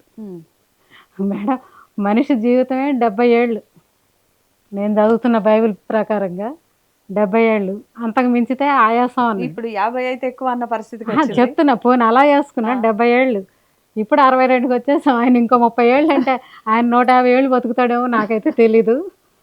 ఇంకో 30 ఏళ్ళకి ఇస్తే ఎవరు కట్టుకుంటాము? ఇప్పటికే 33 కరెక్ట్గా మేడం. నేను అంత కరెక్ట్గా ఎలా చెప్తున్నానంటే, నేను ఆ అప్లికేషన్ సంతకం పెట్టి డెలివరీకి వెళ్ళాం మా చిన్న బాబుది. మా వాడికి ఇప్పుడు 33 ఏళ్ళు. ఎందుకంటే వాడికి వాడు పుడతంటేనే స్థలం వస్తుంది అనుకున్నా సార్.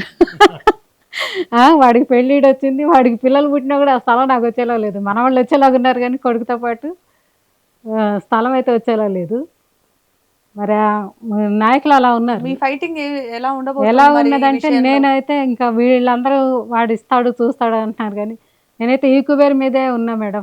నా పోరాటం అంతా ఈ కుబేరే. ఏం చేద్దాం అనుకుంటున్నారు? నేను నిరాహార దీక్ష చేస్తాను, అంతకంటే చేయలేను. నేనేమి కోర్టులకి అయితే నమ్మదలుచుకోలేదు మేడం. కోర్టునైతే నమ్మను. అందరూ న్యాయవాదులు ఎలా ఉన్నారో నాకు తెలియదు కానీ నేను లాస్ట్లో నేను సీనియర్ని, నా జూనియర్ని ఇక్కడ ఉంచి ఎర్రమంజిల్లో ఇరిగేషన్ డిపార్ట్మెంట్ జలసౌధలో నన్ను బయటకు వేశారు. దాని గురించి నేను కోర్టుకి వెళ్ళా. కోర్టుకి వెళ్తా 1.5 ఇయర్ ఆ కాగితం జడ్జి దాకా వెళ్ళలేదు, ఏది రాలేదు. ఇంకా రిటైర్ అయ్యే ముందు మా సూపరింటెండెంట్ సార్ అన్నారు, ఎందుకమ్మా ఇలా దాని తాలూకు అది పిఆర్సీ ఏరియర్స్ 5 లక్షల బిల్లు 23 నుంచి అక్కడే ఉంది ఈ కుబేర్లో. ఈ కుబేర్లో ఇప్పుడు ఉంది బిల్లు, చూపిస్తా మీకు. 23 నుంచి అంటే 26 వచ్చింది. ఎంత లాస్ మేడం? నాకు అవసరానికి ఉపయోగపడదా? గోల్డ్ బ్యాంకులో పెట్టి నడిపానని చెప్పాను కదా, ఇది హోమ్ లోన్, మరి దానికి కట్టాలి నేను. బ్యాంకు కూడా ఏం చేసింది, ఇదివరకు 3 ఇయర్స్ రెన్యువల్ చేసింది నా అప్పుని, ఇప్పుడు చేయరంట. ఇయర్లీ అది ఆక్షన్కి వెళ్ళిపోద్దంట. అందులో నా మంగళసూత్రం కూడా ఉంది మేడం, మా అమ్మ వాళ్ళు పెట్టింది. ఇంకా అన్నీ ఇంకా సెంటిమెంట్స్ ఏమి ఉండకూడదు, రాయిలా బతకాలి. రాయి మనుషులు ఉన్నారు, రాతి గుండె గల వాళ్ళు ఉన్నారు కాబట్టి మనం కూడా రాతిగా బతకాలన్నమాట. అన్ని సెంటిమెంట్స్ ఉండద్దు. ఇది నా పోరాటం. ఈ కుబేరు రద్దు చేసేదాకా నేను పోరాడతా మేడం. నేను కొన్ని పిక్స్ కూడా తయారు చేసుకున్నా నాకు నేనే. నాకు అదే కొంచెం శాంతి ఇస్తుంది అన్నమాట నా మైండ్. కొంచెం ఈ విధంగా నన్ను ఇప్పుడు అది చూపించాను కదా గ్రద్ద బొమ్మ, అది కూడా చేసింది నేనే. ఏం చేస్తాం మేడం మరి అలా కొంచెం నాకు అన్ని చూపించుకోవడం తప్ప అంతే. ఇంకా అదొక పోరాటం అనుకుంటున్నా. అది హార్ట్ టచ్ అయితే కొంచెం సపోర్ట్ ఉంటారు నాకు, దీని మూలాన్ని కదా ఇంత సఫర్ అవుతున్నారు అనేసి. సో మీ పోరాటం ఫలిస్తే మిగతా అందరికీ అది లేకపోతే మేడం నా వెనకాల రిటైర్ అవుతారు కదా ఒక 5-6 ఏళ్ళు 10 ఏళ్ళు ఎప్పటికైనా సరే, ఈ పద్ధతి అనేది లేకపోతే ట్రెజరీస్కే ఇచ్చేస్తే. ఇంతకుముందు మేము ఎప్పుడు ఇంత ఫేస్ చేయలేదు మేడం, ట్రెజరీ మూలన మాకు ఏ ఇబ్బంది లేదు. సారే మేడం మా భారం ఆయన నెత్తి మీద వేసుకున్నాడు. ఆయన జడ్సన్ గారు లేకపోతే ఈ మూమెంట్ ఇక్కడ దాకా వచ్చేది కాదు. రిటైర్డ్ ఉద్యోగుల గౌరవప్రదమైన జీవనానికి సంబంధించి బేసిక్గా ప్రభుత్వం ఇప్పుడు తక్షణం తీసుకోవాల్సిన చర్యలు ఏంటి? ఎట్ ద సేమ్ టైం మీరు వారి తరఫున పోరాటం చేస్తున్నారు, పోరాటాన్ని దిగారు. సో ఎలాంటి యాక్టివిటీస్ చేయబోతున్నారు? ప్రభుత్వం మీద ఏ రకమైనటువంటి ఒత్తిడి మీరు తేబోతున్నారు? ఎటువంటి చర్యలు ఉంటాయి? ఇప్పుడు రేపు 8th అయితే ఎన్హెచ్ఆర్సీ ఇచ్చిన టైం అయిపోతుంది. 8th వెళ్ళి మేము చెల్లో ఢిల్లీ పోతున్నాము. నేను సుధాకర్ రెడ్డి సార్ కూడా వచ్చి దాదాపు ఒక 150 మంది ఆల్రెడీ వాళ్ళు అంతా బుకింగ్స్ అయిపోయినాయి. ఎవరెవరు మీతో కలుస్తున్నారు మరి? అంత పెన్షనర్సే. Pensioners, okay. వేరే స్టేట్స్ వాళ్ళు కూడా వస్తుండ్రు, సపోర్ట్గా వస్తుండ్రు. అందులో జాతీయ స్థాయిలో ఒక 25 మంది ఎంపీలు వస్తుండ్రు. అక్కడ మా టార్గెట్ ఏంటంటే, అంటే మనం స్టేట్ గవర్నమెంట్ రిప్రజెంటేషన్ చేస్తున్నాము. మన టార్గెట్ ఏంటంటే ఇక్కడ చనిపోయిన 76 మంది ఫోటోలు పెడతా, హాస్పిటల్లో చనిపోయిన ఫోటోలు పెడతా, ఎన్హెచ్ఆర్సీ ముందు పెడతా. 3 రోజుల పాటు ఇదే వ్యవహారం నడుస్తుంది. అక్కడ రాష్ట్రపతి గారికి అపాయింట్మెంట్ పెడతా, ఫైనాన్స్ ఎమర్జెన్సీ డిక్లేర్ చేయమని చెప్తా, అన్ని రాష్ట్రాల ముఖ్యమంత్రులకు రిప్రజెంటేషన్ పంపుతా. అక్కడ పోయి వాళ్ళ ఆఫీసులలో పోయి అన్ని రాష్ట్రాల ముఖ్యమంత్రులకు, అన్ని రాష్ట్రాల పార్టీలు, జాతీయ స్థాయిలో ఉన్న అన్ని పార్టీలకు కూడా నేను రిప్రజెంటేషన్ చేస్తాను. మిగతా రాష్ట్రాల్లో ఉన్నటువంటి పద్ధతులు కూడా మీరు ఎగ్జాంపుల్స్ గా చూపిస్తారు. వాళ్ళ రాష్ట్రం వాళ్ళకి చూపెడతాను. నా దగ్గర డేటా ఉన్నది కాబట్టి చూపెడతా, ఎవరు రిప్రజెంటేషన్ వాళ్ళకి ఇస్తా. ఓవరాల్గా మాత్రము చాలా పెద్ద ఎత్తున పోతుంది. రాష్ట్రపతికి మాత్రం ఇమీడియట్గా ఫైనాన్స్ ఎమర్జెన్సీ అనేది డిక్లేర్ చేయాలి. అక్కడ ఒక ఫైనాన్స్ మన రాష్ట్రపతి గారికి ఒక పవర్స్ ఉంటాయి.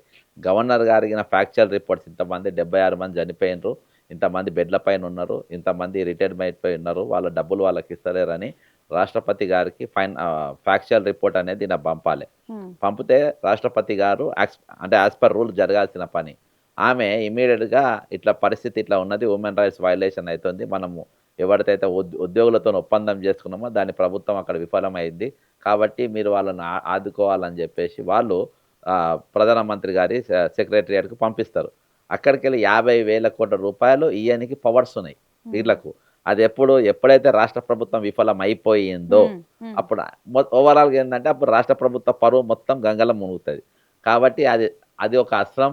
మేము నెక్స్ట్ ఈ 8వ తారీఖు వెళ్ళి 11వ తారీఖు ప్రభుత్వం చేతులు ఎత్తేస్తుందా లేదంటే ప్రభుత్వం దిగొచ్చి బకాయిలు చెల్లిస్తుందా అనేది? అది 8వ తారీఖు 9వ తారీఖు వెళ్ళి 9వ తారీఖు మేము దిగుతాం. 9, 10, 11 ఢిల్లీలో పూర్తి స్థాయిలో మేము కార్యక్రమాలు చేస్తాము. 13కి వెళ్ళి 14, 13, 14 2 రోజుల పాటు రాష్ట్రంలో ఉన్న అన్ని ఎమ్మెల్యేల ఇండ్ల ముందు ధర్నాలు ఉంటాయి. 15వ తారీఖు వెళ్ళి అసెంబ్లీ స్టార్ట్ కాబట్టి ప్రతి ఒక్కరు ఈ అంశం గురించి మాట్లాడి అక్కడ ఇది చేయాలి. అప్పటిదాకా ఈ రిటైర్ అయిన ఎంప్లాయీస్ వాళ్ళ అసెంబ్లీలో వాళ్ళ ఎమ్మెల్యేల ఇంటికానే కూర్చుంటారు, ఎమ్మెల్యేలు ఉన్నా లేకున్నా. సో ఇప్పుడు ఇంత బాహాటంగా చెప్తున్నారు, మరి వీళ్ళకి థ్రెట్ ఉంటే ఏంటి పరిస్థితి? థ్రెట్ వాళ్ళంతా తెగిరిసిండ్రు. అంత ఫుల్ ఎలా వెల్ ఎదుర్కొంటారు మరి? వెల్ వెల్ ట్రైన్డ్ వాళ్ళు అరెస్ట్ కూడా అవుతారు. ఇప్పుడు ఆల్రెడీ చాలా సందర్భాలలో ధర్నాలలో పోలీస్ స్టేషన్లకు వెళ్ళి ఉదయంకి వెళ్ళి సాయంత్రం మీకు దాకా ఉన్న సంగతి తెలుసా, సందర్భాలు. చెల్లో అసెంబ్లీ పెద్ద పెద్ద పార్టీలు సక్సెస్ చేయలే, వీళ్ళు అసెంబ్లీ ముందు దాకా పోయారు, నేను కూడా పోయాను. గవర్నర్ దగ్గర పెద్ద పెద్ద పార్టీలు ఫెయిల్ అయినాయి, గవర్నర్ దగ్గర పోయాను, గవర్నర్ గేట్ దాకా పోయాను. నేను దాని మీద కూర్చొని 15 నిమిషాలు నేను స్పీచ్ ఇచ్చి వచ్చిన. అర్థమైందా? ఏజీ ఆఫీస్ ముందు వేల మంది పోయారు. అర్థమైందా? ఎక్కడికైనా పోతారు. అంటే ఈరోజు వీళ్ళు రిటైర్మెంట్ ఎంప్లాయీస్ అంటే మామూలుగా ఉంటారు కదా, ఇప్పుడు రిటైర్ సో ఎంప్లాయీస్ మీతో ప్రతిపక్షాలు భాగస్వామ్యం అవుతామంటే స్వీకరిస్తారా? ఖమ్మని చెప్తున్నా, నేను చెప్తున్నా బీఆర్ఎస్ ఆఫీస్ కు నేను కుడ్దు పోయినా, ఓకే. పోయి కాగ్ రిపోర్ట్ అవన్నీ ఇచ్చిన. రేపు కూడా పోతా, రేపు 14th కూడా నేను ఒకవేళ వస్తే మీరు అనుమతిస్తారు కదా? అనుమతించిందేంది, దాని మించిందే. ఇప్పుడు నిన్న బీజేపీ వాళ్ళు సాఫీగా జరిగే పద్ధతిని బ్రేక్ చేసిందే వాళ్ళు. ఈకుబేర్ని తీసుకొచ్చి వాళ్ళ అన్యాయులకి డబ్బులు ఇచ్చుకునేది. ఇప్పుడు నల్గొండలో దిగిపోయిన వాళ్ళ ఇద్దరు పోలీసులకి వాళ్ళే డబ్బులు ఇప్పించింది. అయితే ఇవాళ 101% అందరూ కూడా ఉద్యమానికి రెడీగా ఉన్నారు, దేనికైనా డైలీ ఫోన్లు మాట్లాడుతున్నారు, రిటైర్ కాబోయేటోళ్ళు కూడా ఉన్నారు. ఇవాళ అంట్రెస్ట్ ఎంప్లాయీస్ కూడా అంట్రెస్ట్గా ఉన్నారు. ఇవాళ గవర్నమెంట్ ఎంప్లాయీస్ రేపు వచ్చే అండ్ రోజు ముందుండి మీరు నడిపిస్తున్నారు కాబట్టి మీకు కూడా ఏదైనా థ్రెట్ ఉంటే ఎలా ఎదుర్కో? రోజు ఉంటుంది. ఇన్నదాకా 3 రోజులు పోలీసు నిర్బంధం. మామూలు ఒక రోజు అరెస్ట్ ఉంటుంది కదా, నేను 3 days 4 days 5 days అట్లుంటాం. మాకు కూడా అలవాటు అయిపోయింది. ఈరోజు అంటే వేరే ఇష్యూ లేదు, ఇది ఒక ప్రాక్టీస్ అయిపోతుంది. రేపు ఇవాళ 15 లక్షల మంది ఉద్యోగులు ఉన్నారు. ఇప్పుడు నిరుద్యోగుల ఇది ఉన్నది నాకు, నేను వాళ్ళది కూడా నడిపిస్తూ ఉంటాం. నిరుద్యోగుల అంశం పైన వాళ్ళ అంశం ఉన్నది. అవుట్ సోర్సింగ్ ఎంప్లాయీస్ 5 లక్షల మంది ఉన్నారు. కాబట్టి ఈ అన్ని ఇష్యూస్ కవర్ కావాలంటే ఫస్ట్ వీళ్ళు బయటికి రావాలి, వీళ్ళ ఇష్యూస్ సాల్వ్ లేకుంటే ఇది ప్రాక్టీస్ అయిపోతుంది. ఇది ఒక సిస్టమ్. మరి ఇప్పుడు లైన్ తప్పిపోయింది, పైసలు ఇష్టం వచ్చినా ఖర్చు పెడతారు, ఇష్టం వచ్చినా వరాలు ఇస్తారు. అంటే ఒక నిమిషం, ఒకటి ఈ పథకం అనేది ఇప్పుడు మనకు వచ్చే 18,000 కోట్లల్లో మనది ఏందనంటే ఫస్ట్ జీతాలు, టీఏడిఏలు, తర్వాత మనం తెచ్చుకున్న పైసలకి ఖర్చు. ఎక్కడ కూడా నేను బడ్జెట్లో బాగా చూసిన అంటే మన ఎక్స్పెండిచర్, కమిటెడ్ ఎక్స్పెండిచర్లలో ఏమన్నా ఈ పథకాలు ఎక్కడ ఉన్నాయా అని చెప్పేసి నేను మొత్తం చూసిన. నేను చాలా డేర్గా చెప్తున్నా, పథకాలు అనేది అంటే ఒక రైతులకు హెల్త్, ఎడ్యుకేషన్, ఈ 3 తప్ప ఇవి రైట్స్, ఈ 3 రైట్స్ తక్కినవి అన్నీ కూడా బెగ్గింగే. అది వైట్ కాలర్ బెగ్గింగ్, బిచ్చం వేసినట్టే. దానికి ఎక్కడ కూడా లేవు. పథకాలకు మన దగ్గర మన రాజ్యాంగంలో ఎక్కడ కూడా స్థానం లేదు. ఒకవేళ మీరు ఇప్పుడు ఈ భారతదేశంలో ఎక్కడైనా ఫ్రీ బస్ అనేది కానీ అవన్నీ కూడా పైసలు ఒకదానికి ఒక లింక్ అయి ఉంటుంది. నీకు ఫ్రీగా నీ పండుగకి చీర పెడతాం, నీ పండుగకి, అవన్నీ పథకాలు లేవు. అవన్నీ కూడా మిస్యూజ్ చేస్తున్నారు. రాజ్యాంగ విరుద్ధం ఇది. ఈరోజు ఇప్పుడు కాదు, మన కష్టకాలంలో ఉన్నప్పుడు 20-30 ఏళ్ళ కూడా రైతులైనా కానీ ఎవరైనా కానీ వాళ్ళ పండుగలకు వస్తే వాళ్ళు చీరలు బట్టలు తెచ్చుకుంటారు. నువ్వేమని నా పండుగకు బట్టలు కొనిస్తా అని చెప్పనీకి ఎక్కడికి వెళ్ళి పథకాలు వచ్చినాయి ఇవి? ఇప్పుడు దాదాపు మొన్న 500 రూపాయలకు ఒక శారీ చొప్పున కొని పంచారు. ఆ పైసలన్నీ ఎక్కడి? కాబట్టి ఇవన్నీ అంటే ఏవైతే అవసరం లేనియో మీ స్వలాభం కోసం మీరు ఈ పథకాలని ఉచితాలు ప్రవేశపెట్టి ఉచితాల పేరుతో మళ్ళీ వాళ్ళకేమి ఇస్తలేరు, ప్రకటనలు చేయడే. ఈరోజు వీళ్ళందరినీ కొంపమోస్తారు. కాబట్టి ఈరోజు ఈ కమిటెడ్ ఎక్స్పెండిచర్ అంటే ఇదంతా ఒక గాడిలకు నడవాలంటే ఖచ్చితంగా వీళ్ళ పైసలు వీళ్ళకి ఏకకాలంలో ఇవ్వాలి. దాని తర్వాతనే మీరు తక్కిన ఎక్స్పెండిచర్ గురించి ఆలోచించుకోవాలి. దీని మీద ఇవన్నీ కూడా కంట్రోల్ కావాలంటే 101% ఒక ఉద్యమం, ప్రజా ఉద్యమం అనేది కంపల్సరీ నిర్మాణం కావాలి. సో మార్చి 8 నుంచి ఉద్యమం మొదలు కాబోతుంది. అవుతుంది. ఇవాళ రేపు ఇది 8th అవుతుంది. 8th ఇక అసెంబ్లీ సెషన్స్ అయిపోయే వరకు ఖచ్చితంగా గట్టి ఈ అసెంబ్లీలో, ఎందుకంటే ఈ బడ్జెట్లో రాకుంటే ఇక మళ్ళీ 1 yearకి పోతుంది. ఈ ఫైనాన్షియల్ ఇయర్లో వీళ్ళ పైసలు ఏకకాలంలో చెల్లించేటట్టుగా ప్రభుత్వం మీద ఒత్తిడి తీసుకురావాలి. రైట్. సో మీ ఉద్యమం ఫలించి వీళ్ళకే కాకుండా ఇంకా వీళ్ళ తోటి పెన్షనర్లందరికీ కూడా న్యాయం జరగాలని మేము కూడా కోరుకుంటున్నాం. Thank you so much. Thank you. ప్రభుత్వం ఈ ఉద్యమం రాబోతున్న ఉద్యమం ద్వారానైనా ప్రభుత్వం దిగి వచ్చి పెన్షనర్లకి పెండింగ్ బకాయిలు చెల్లిస్తుందా, లేదంటే ఇంకా ఇది తీవ్రతరం అవుతుందా, అసలు ఎక్కడి దాకా పరిస్థితి వెళుతుంది అనేది వేచి చూడాలి. సో ఇది ఇవాల్టి సంవాదం. మరో అంశంతో మళ్ళీ కలుద్దాం. నమస్తే.